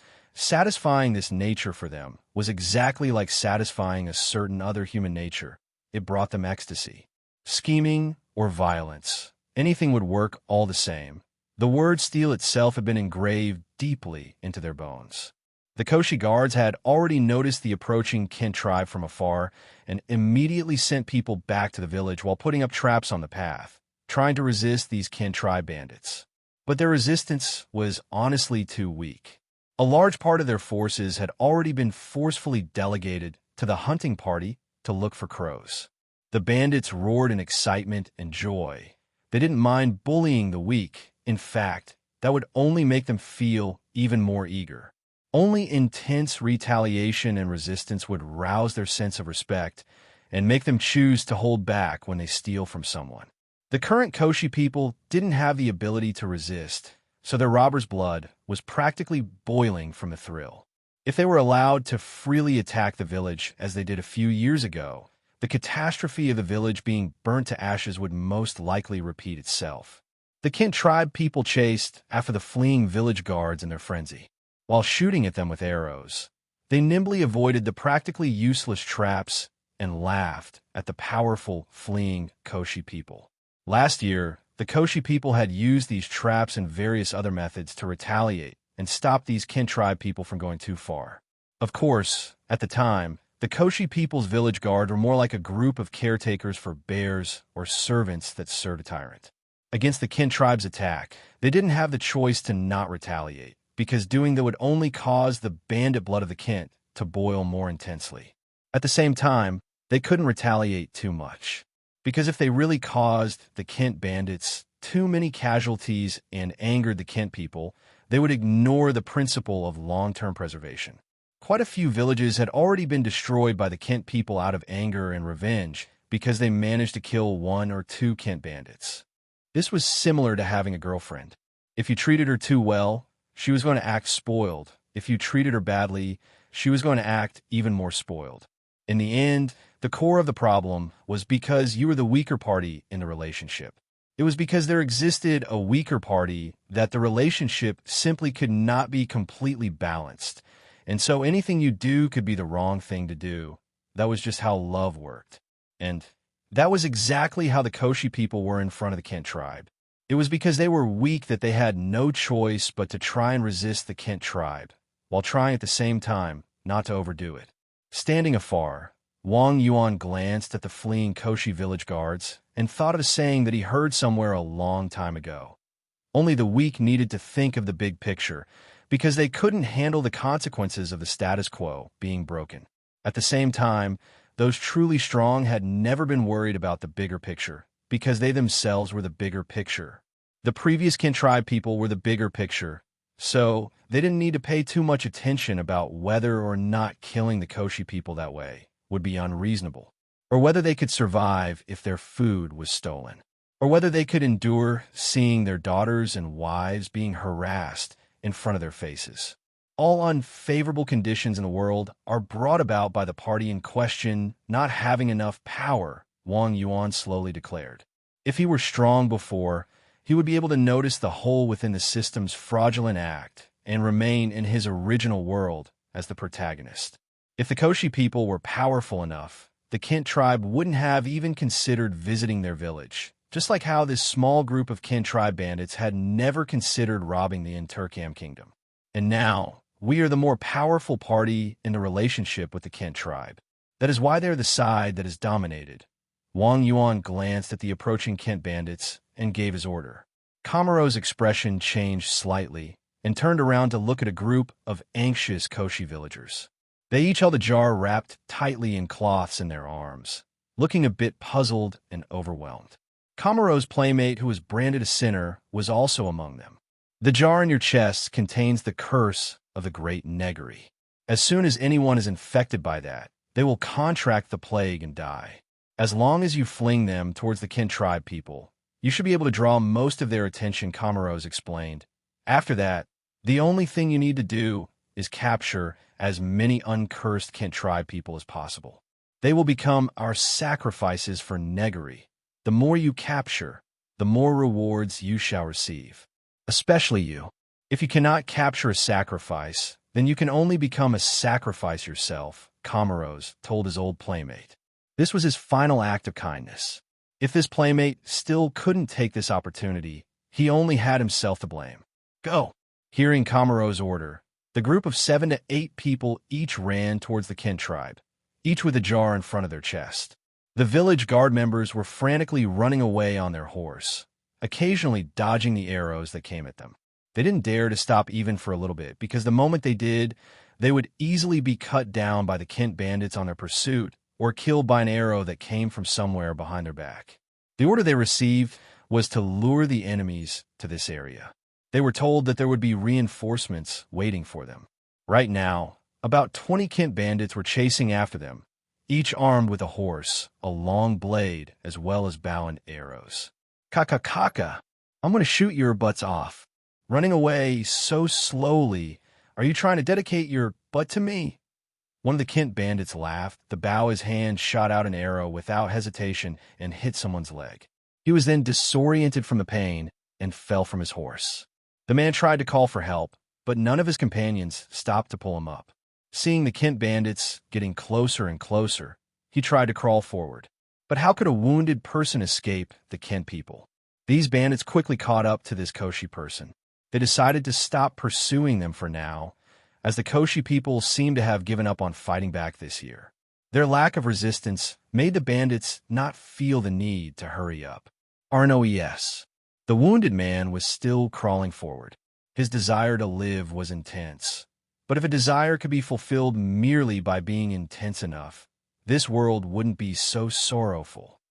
Little Koshi man, you don't seem to have any belongings. Then this gracious me shall be benevolent and only steal your life. A Kent bandit heartily laughed. Don't kill me.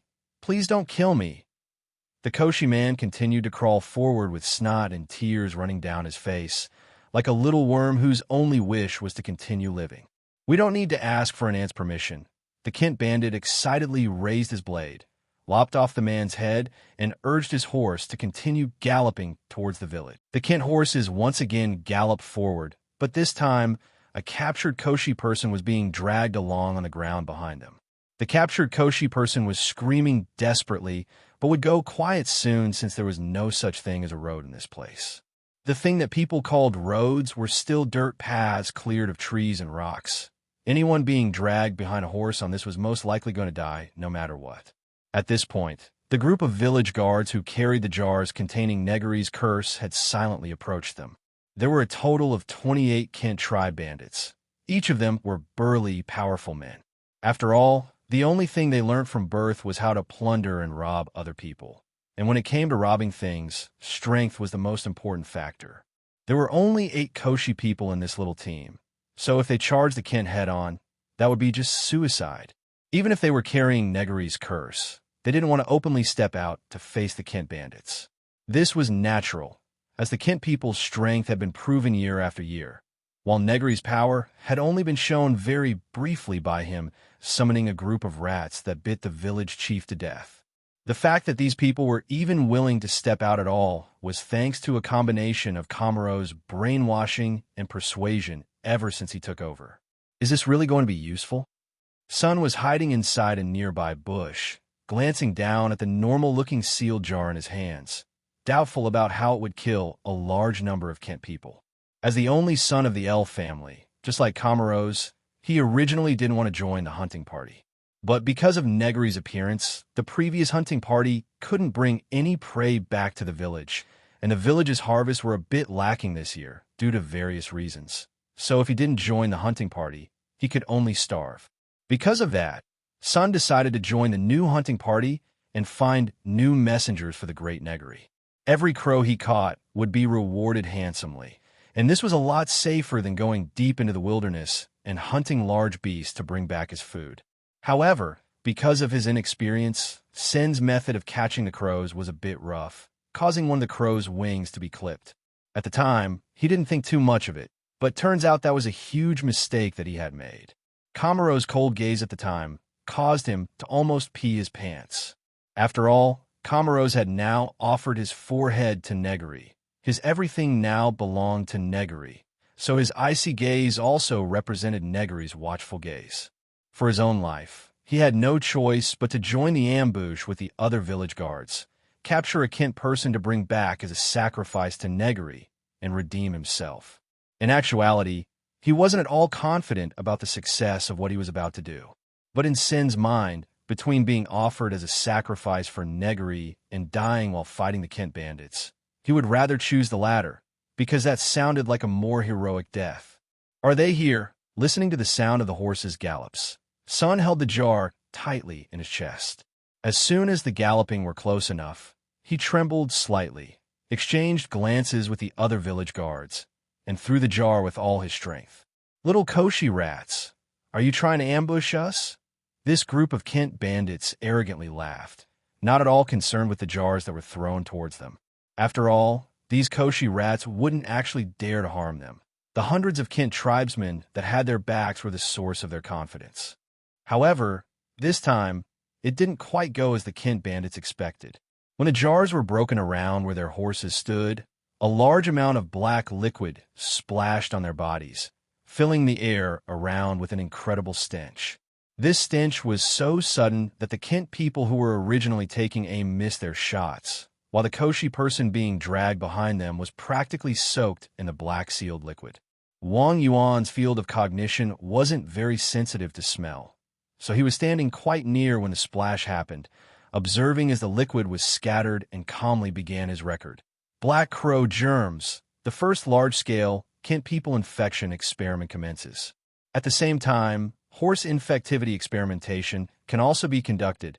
Wang Yuan actively controlled the germs so that they quickly grew and multiplied.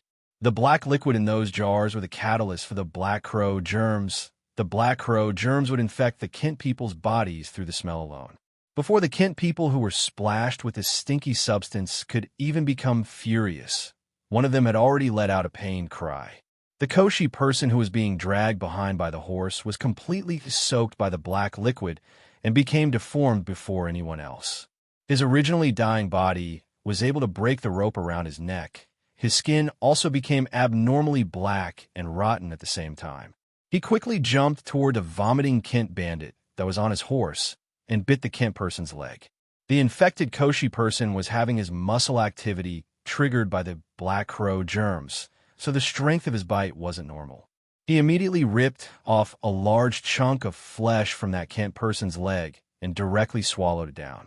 As soon as he did, the mutated person's flesh rotting slowed down, but his head was immediately lopped off by a slash of the Kent person's blade, spouting black blood like a geyser from his now open neck.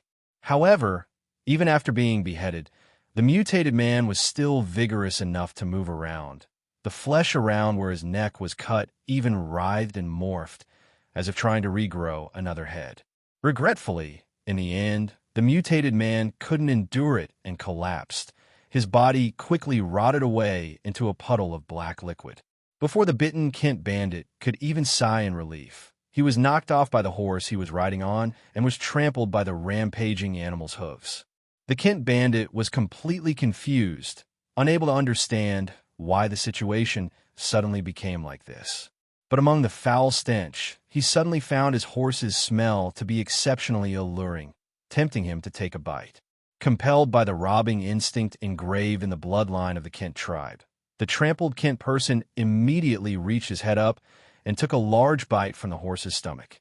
The foul black blood that came from the wound completely soaked his body, but the Kent bandit didn't mind that at all. Instead, he opened his mouth wide to drink the pouring blood and continued to rip off the horse's flesh bite after bite. The insanity quickly spread among the Kent bandits and their horses. After being infected, their skins turned black and began to rot away. The only method to slow this rotting down was apparently to devour the flesh of another living being. Wang Yuan observed the germs' mutation from afar as they continued to devour the flesh of others. The same black crow germs were mutating into different strains, infecting and devouring one another, becoming stranger by the second. In the end, only a large blob of black liquid of amalgamated flesh remained, still writhing and moving. The mass consisted of the horse's flesh, the Kent bandit's flesh, as well as the flesh of the infected Koshi person at the start. The flesh and blood were gathering, slowly moving to bind to one another, apparently trying to form a new life form. Through his connection with the germs, Wang Yuan could sense the huge amount of vitality from the giant forming body. Wang Yuan was highly interested in knowing what kind of life form this mass of flesh would become in the end. The huge blob of flesh quickly withered away. 2 black and red tentacles then sprouted from inside the rotting husk, followed by a chunk of strange-looking flesh. A total of 10 eyes were completely open, attached to the chunk of flesh covered in red and black body fluids. As soon as the eyes opened, Wang Yuan's expression changed, not because the eyes of the newly born monster began to observe him, but because as soon as the eyes opened, something suddenly happened, causing germs and bacteria that made up the core of this monster to gradually escape Wang Yuan's control. The monster's 10 eyes constantly shifted and moved around like it was observing this world, then completely ripped the rotten flesh husk around its body away, revealing its true form to everyone. Where the head of the monster was supposed to be was the strange chunk of flesh with 10 eyes on top of it, constantly shifting around to observe its surroundings. Below the head was a hunched humanoid form with 2 black and red tentacles on its back. The monster's legs were the horse's hooves. The monster didn't have any skin. It was similar to a skinned frog covered in black and red bodily fluids. It tried to take a step forward out of the rotten flesh husk, but tripped and fell back into the chunk of rotten flesh. After more struggling, the monster managed to stand up again, then paused briefly as it tried to think of something. It then leapt directly out from the rotten flesh husk, heading towards Wang Yuan's direction. He sensed danger from that monster. This was the very first time Wang Yuan had actually felt danger directly from something in this world. Ever since the beginning, the risks he felt all came directly from himself, the most prominent of which was the lack of life essence. Most other things couldn't even see him, let alone threaten him. But Wang Yuan wasn't feeling distressed. The emotions he absorbed from Jacob were displaying its effects, turning his personality into one that didn't panic in the face of danger. He started to float backwards while closely observing the other party's actions. Unlike a normal newborn creature, this monster showed a clear sense of self, as well as a very fast ability to adapt and understand this world. Guru, guru, guru. Several orifices opened on the head-like portion of the monster, and spoke in a strange tone as if it was some sort of language.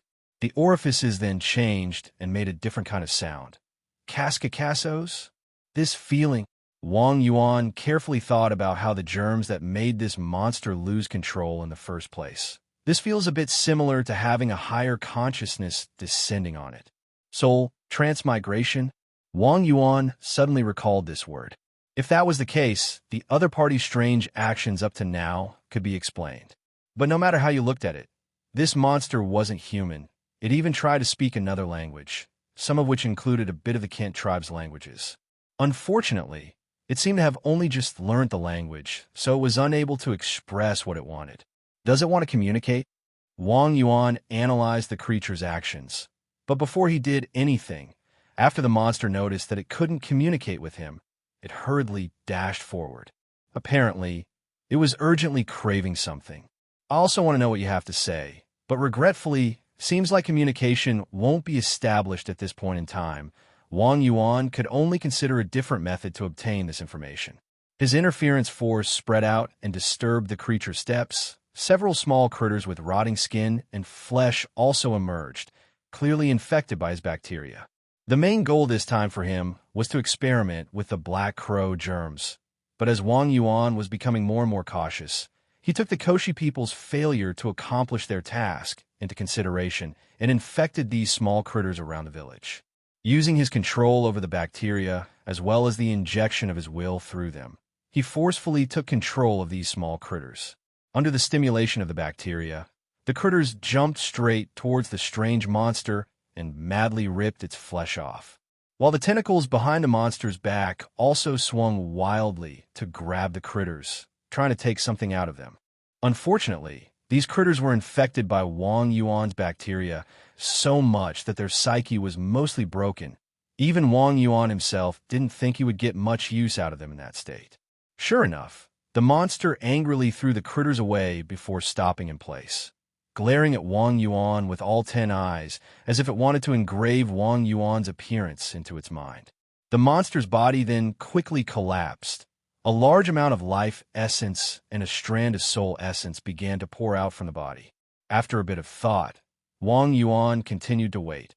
Only when the soul essence was on the verge of dissipating did he absorb it, together with small fragmented memories and emotions. Because this soul essence was worn out so thinly it nearly disappeared, the memories he obtained from it was also pathetically little. Wang Yuan didn't get much from it. He couldn't even decipher the other party's language. The only thing he managed to understand was the monster's final actions. That monster's soul, through some unknown method, reached for something deep inside its own soul, took this something with its consciousness and left this world, leaving behind a large amount of soul essence. So that really was soul transmigration, and it was something that the creature actively triggered. Wang Yuan was extremely excited. In truth, Wang Yuan's main worry was that he would be trapped inside this so-called low magic world for the rest of his undeath. Nigerian IRIOES. That way, even if Wang Yuan took total control of this world, his desire to dominate would not be sated. He already knew about the existence of other worlds. So if a low magic world existed, there would surely also be a high magic world. And how could he be satisfied settling down in some corner of the universe? Who would have thought? Not only did he run into a world traveler today, he also obtained the other party's transfer method. Wang Yuan was so excited that he couldn't wait to reach deep inside his soul like the other party had done and try to feel the something in there. A long while later, Wang Yuan opened his eyes to find that the battle had ended. More than half of the Kent bandits who tried to invade the Koshi village were killed. Only a few of them managed to escape, and 2 of the Kent bandits were even captured alive. Sun ecstatically looked down at the captured Kent person in front of him. He succeeded. He managed to take the opportunity and captured a Kent bandit to replace him as the sacrifice. This way he wouldn't have to die. I did it, Sun shouted from excitement. Comoros was standing quite far away, ordering the others to use firewood to burn the chunks of scattered rotten flesh around this area. Otherwise, the black crow germs here would quickly infect every living thing around here uncontrollably. As for the last monster that appeared, Comoros and the rest decided to treat it as if it never appeared in the first place. When he heard Sen's excited shout, he lightly smiled. Even if their friendship no longer existed, it was still a good thing to see an old friend survive. When Sun was about to say something else, he felt a chill run down his spine as an invisible power directly entered his body through his neck. Without any resistance, he collapsed and lost his life. Looking at Sen's drifting life essence and soul essence, the annoyance and irritation Wang Yuan was feeling finally subsided a bit. Just now, Wang Yuan had used the monster's method to reach deep inside his soul, only to find that it was different from the monster. There is nothing even at the deepest part of Wang Yuan's soul. It was at this moment that he understood what his soul was missing. Wang Yuan was fortunate. He was able to randomly encounter and obtain information from a world traveler through their soul, thus finding out the way of transmigrating to another world. But Wang Yuan was also unfortunate because the method he obtained wasn't usable to him. Wang Yuan didn't know for sure what a person's soul was made of, but from that creature's actions, he could tell that it considered this something at the deepest part of its soul, together with its memories, to be its real self. It was because of this that the creature chose to throw away most of its soul essence, only preserving the something inside its soul, as it had no choice but to escape this world. When Wang Yuan looked at the deepest part of his own soul, he found that there was nothing there. Rather than saying that he lost that something, it felt more like his current self was the part that was discarded. After reorganizing the fragmented pieces of information from the monster, Wang Yuan finally understood his situation a bit clearer. At the deepest part of the soul, there existed a certain something in the monster's language. It was called the guzer. This term expressed the true self, the origin, the source, and other similar meanings, the core and beginning of the soul. In the Cultivation novels of his old world, this would be the true spirit. Both the soul and the substance he called soul essence were nothing more than the derivative. Because of that, strictly speaking, the being previously called Wang Yuan had already been reincarnated. The current Wang Yuan was nothing more than the residue of the human Wang Yuan. And in reality, he was gradually turning into an existence foreign to the human Wang Yuan. Despite how little he knew about the soul, Wang Yuan could tell that the monster's soul and its true spirit were very similar, while he found that his current soul was full of impurities. These impurities came from the crows, from other animals, from the dead Koshi people. Since each true spirit was unique, the derivative soul essence would naturally also be unique. Through absorbing the soul essence left behind by other dead creatures, Wang Yuan was certainly able to become stronger, but it also caused his own soul to become mixed and impure. What a horrible piece of information. From what he organized from the monster's fragmented memories, their people could use the unique properties of the true spirit to transmigrate themselves from one world to another. Their people had gone to and witnessed many otherworldly civilizations, so they invented a scale to measure the potential of living souls called the Tower Scale. Their power system was one where they would become stronger through releasing their true spirit and obtain immense power from their own origin. The power systems of other worlds were also more or less required to be related in some way to the true spirit to reach higher levels.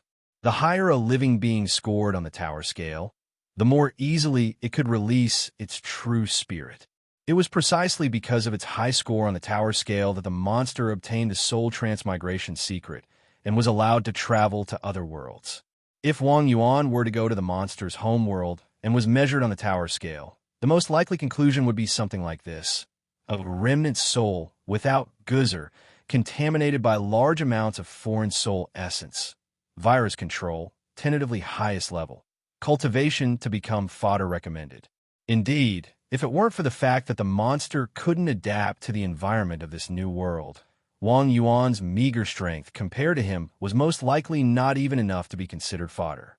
However, without taking the bad news into consideration, the benefits I obtained from this is quite notable. Wang Yuan now had a clear idea about himself. His potential was limited. Without a true spirit to draw power from, his ability to control bacteria and viruses would soon reach a bottleneck. In this low magic world, that might be enough to be a calamity, but in other higher grade worlds, he was probably something any ability user could eliminate without trouble. I really must say, this wake-up call was a bit harsh. Wang Yuan slowly floated back to the village and returned to the large tree to observe the infected baby crows that were currently mutating. Dejection was inevitable for anyone that found something like this out about themselves. Just imagine, in a must-play online game of the century where the level cap is 100 or even 1,000, you found out that your max level is a measly 10, and that you can't create a new account, forever trapped inside Novice Town. Anyone would be devastated. Perhaps I should consider the option of reincarnating as a human again. Wang Yuan recalled the impulse he felt as he faced a pregnant woman from before, this time seriously considering this option that he discarded at the time. If I reincarnate, I might be able to obtain another Guzer. Wang Yuan floated towards a pregnant villager. This was Jacob's wife, Isabella, who came from the Intercam kingdom. Sensing the warmth coming from her belly, he could tell that the child was still a bit away from being born. This true spirit is still in a relatively pristine state. If I were to jump in right now, perhaps I would obtain a new life. After a long time of contemplation, Wang Yuan slowly floated forward, going closer to Isabella, feeling his impulse to jump and becoming even more intense. A new life. Wang Yuan sighed, but didn't actually enter Isabella's belly. Compared to finding it impossibly hard to improve himself, Wang Yuan found it more unbearable to once again be dominated by something else, even if that something was his own new true spirit. The Guzer is only a concept from that monster's world. Perhaps other worlds have other ways to become stronger or other methods to supplement their true spirit as. Wang Yuan consoled himself. If I can't accept reincarnation and having to rely on the true spirit, then there's only one thing for me to do. Let's see if I can make a new path for myself. If the Church of Divine Grace has a way to restrain evil spirits, then they should also have studied evil spirits to some extent. Let's make a small goal for myself first. Wang Yuan observed the situation of the germs and virus in the village. Attack and dominate the Church of Divine Grace. Obtain their information on evil spirits. But before that, I should develop myself. Wang Yuan understood his own worth, and it wasn't much at the moment. He had only been in this world for a month at most. The things he could dominate and control were still lacking. 1 month later, Isabella suddenly clutched her stomach in pain. She was going into labor. Her neighbors were obviously able to see and hear this, but not many of them tried to help her. After all, Jacob had previously tried to ask for help from the Church of Divine Grace and Great Negary. In this village now fully under Negary's control, there were not too many people willing to risk danger to themselves and help the wife and child of the sinner. The most they could do was not bully this poor pregnant woman in consideration of their previous relations. Isabella screamed and cried in pain, but still tried to crawl back in her own room. If no one else was willing to help her, she had no choice but to help herself. Boiling some hot water, heating a pair of scissors, preparing towels, Isabella endured the pain of childbirth while preparing everything. After an unknown period of time had passed, with the cry of a newborn, an infant full of wrinkles was in Isabella's hands. She was a beautiful, healthy girl. As she looked at this new life, even the strong mother, Isabella, shed tears of joy and bitterness. As Jacob had wished when he was still alive, the young girl was named Nala Dakmi. Wang Yuan was hovering not too far away, observing this new life called Nala. He gradually had a somber expression in his face, as Wang Yuan was able to sense the bacteria inside her body, but he couldn't control them. The bacteria had already fused with something else inside the girl's body, so even though Wang Yuan was able to sense them, they had already belonged to the young girl.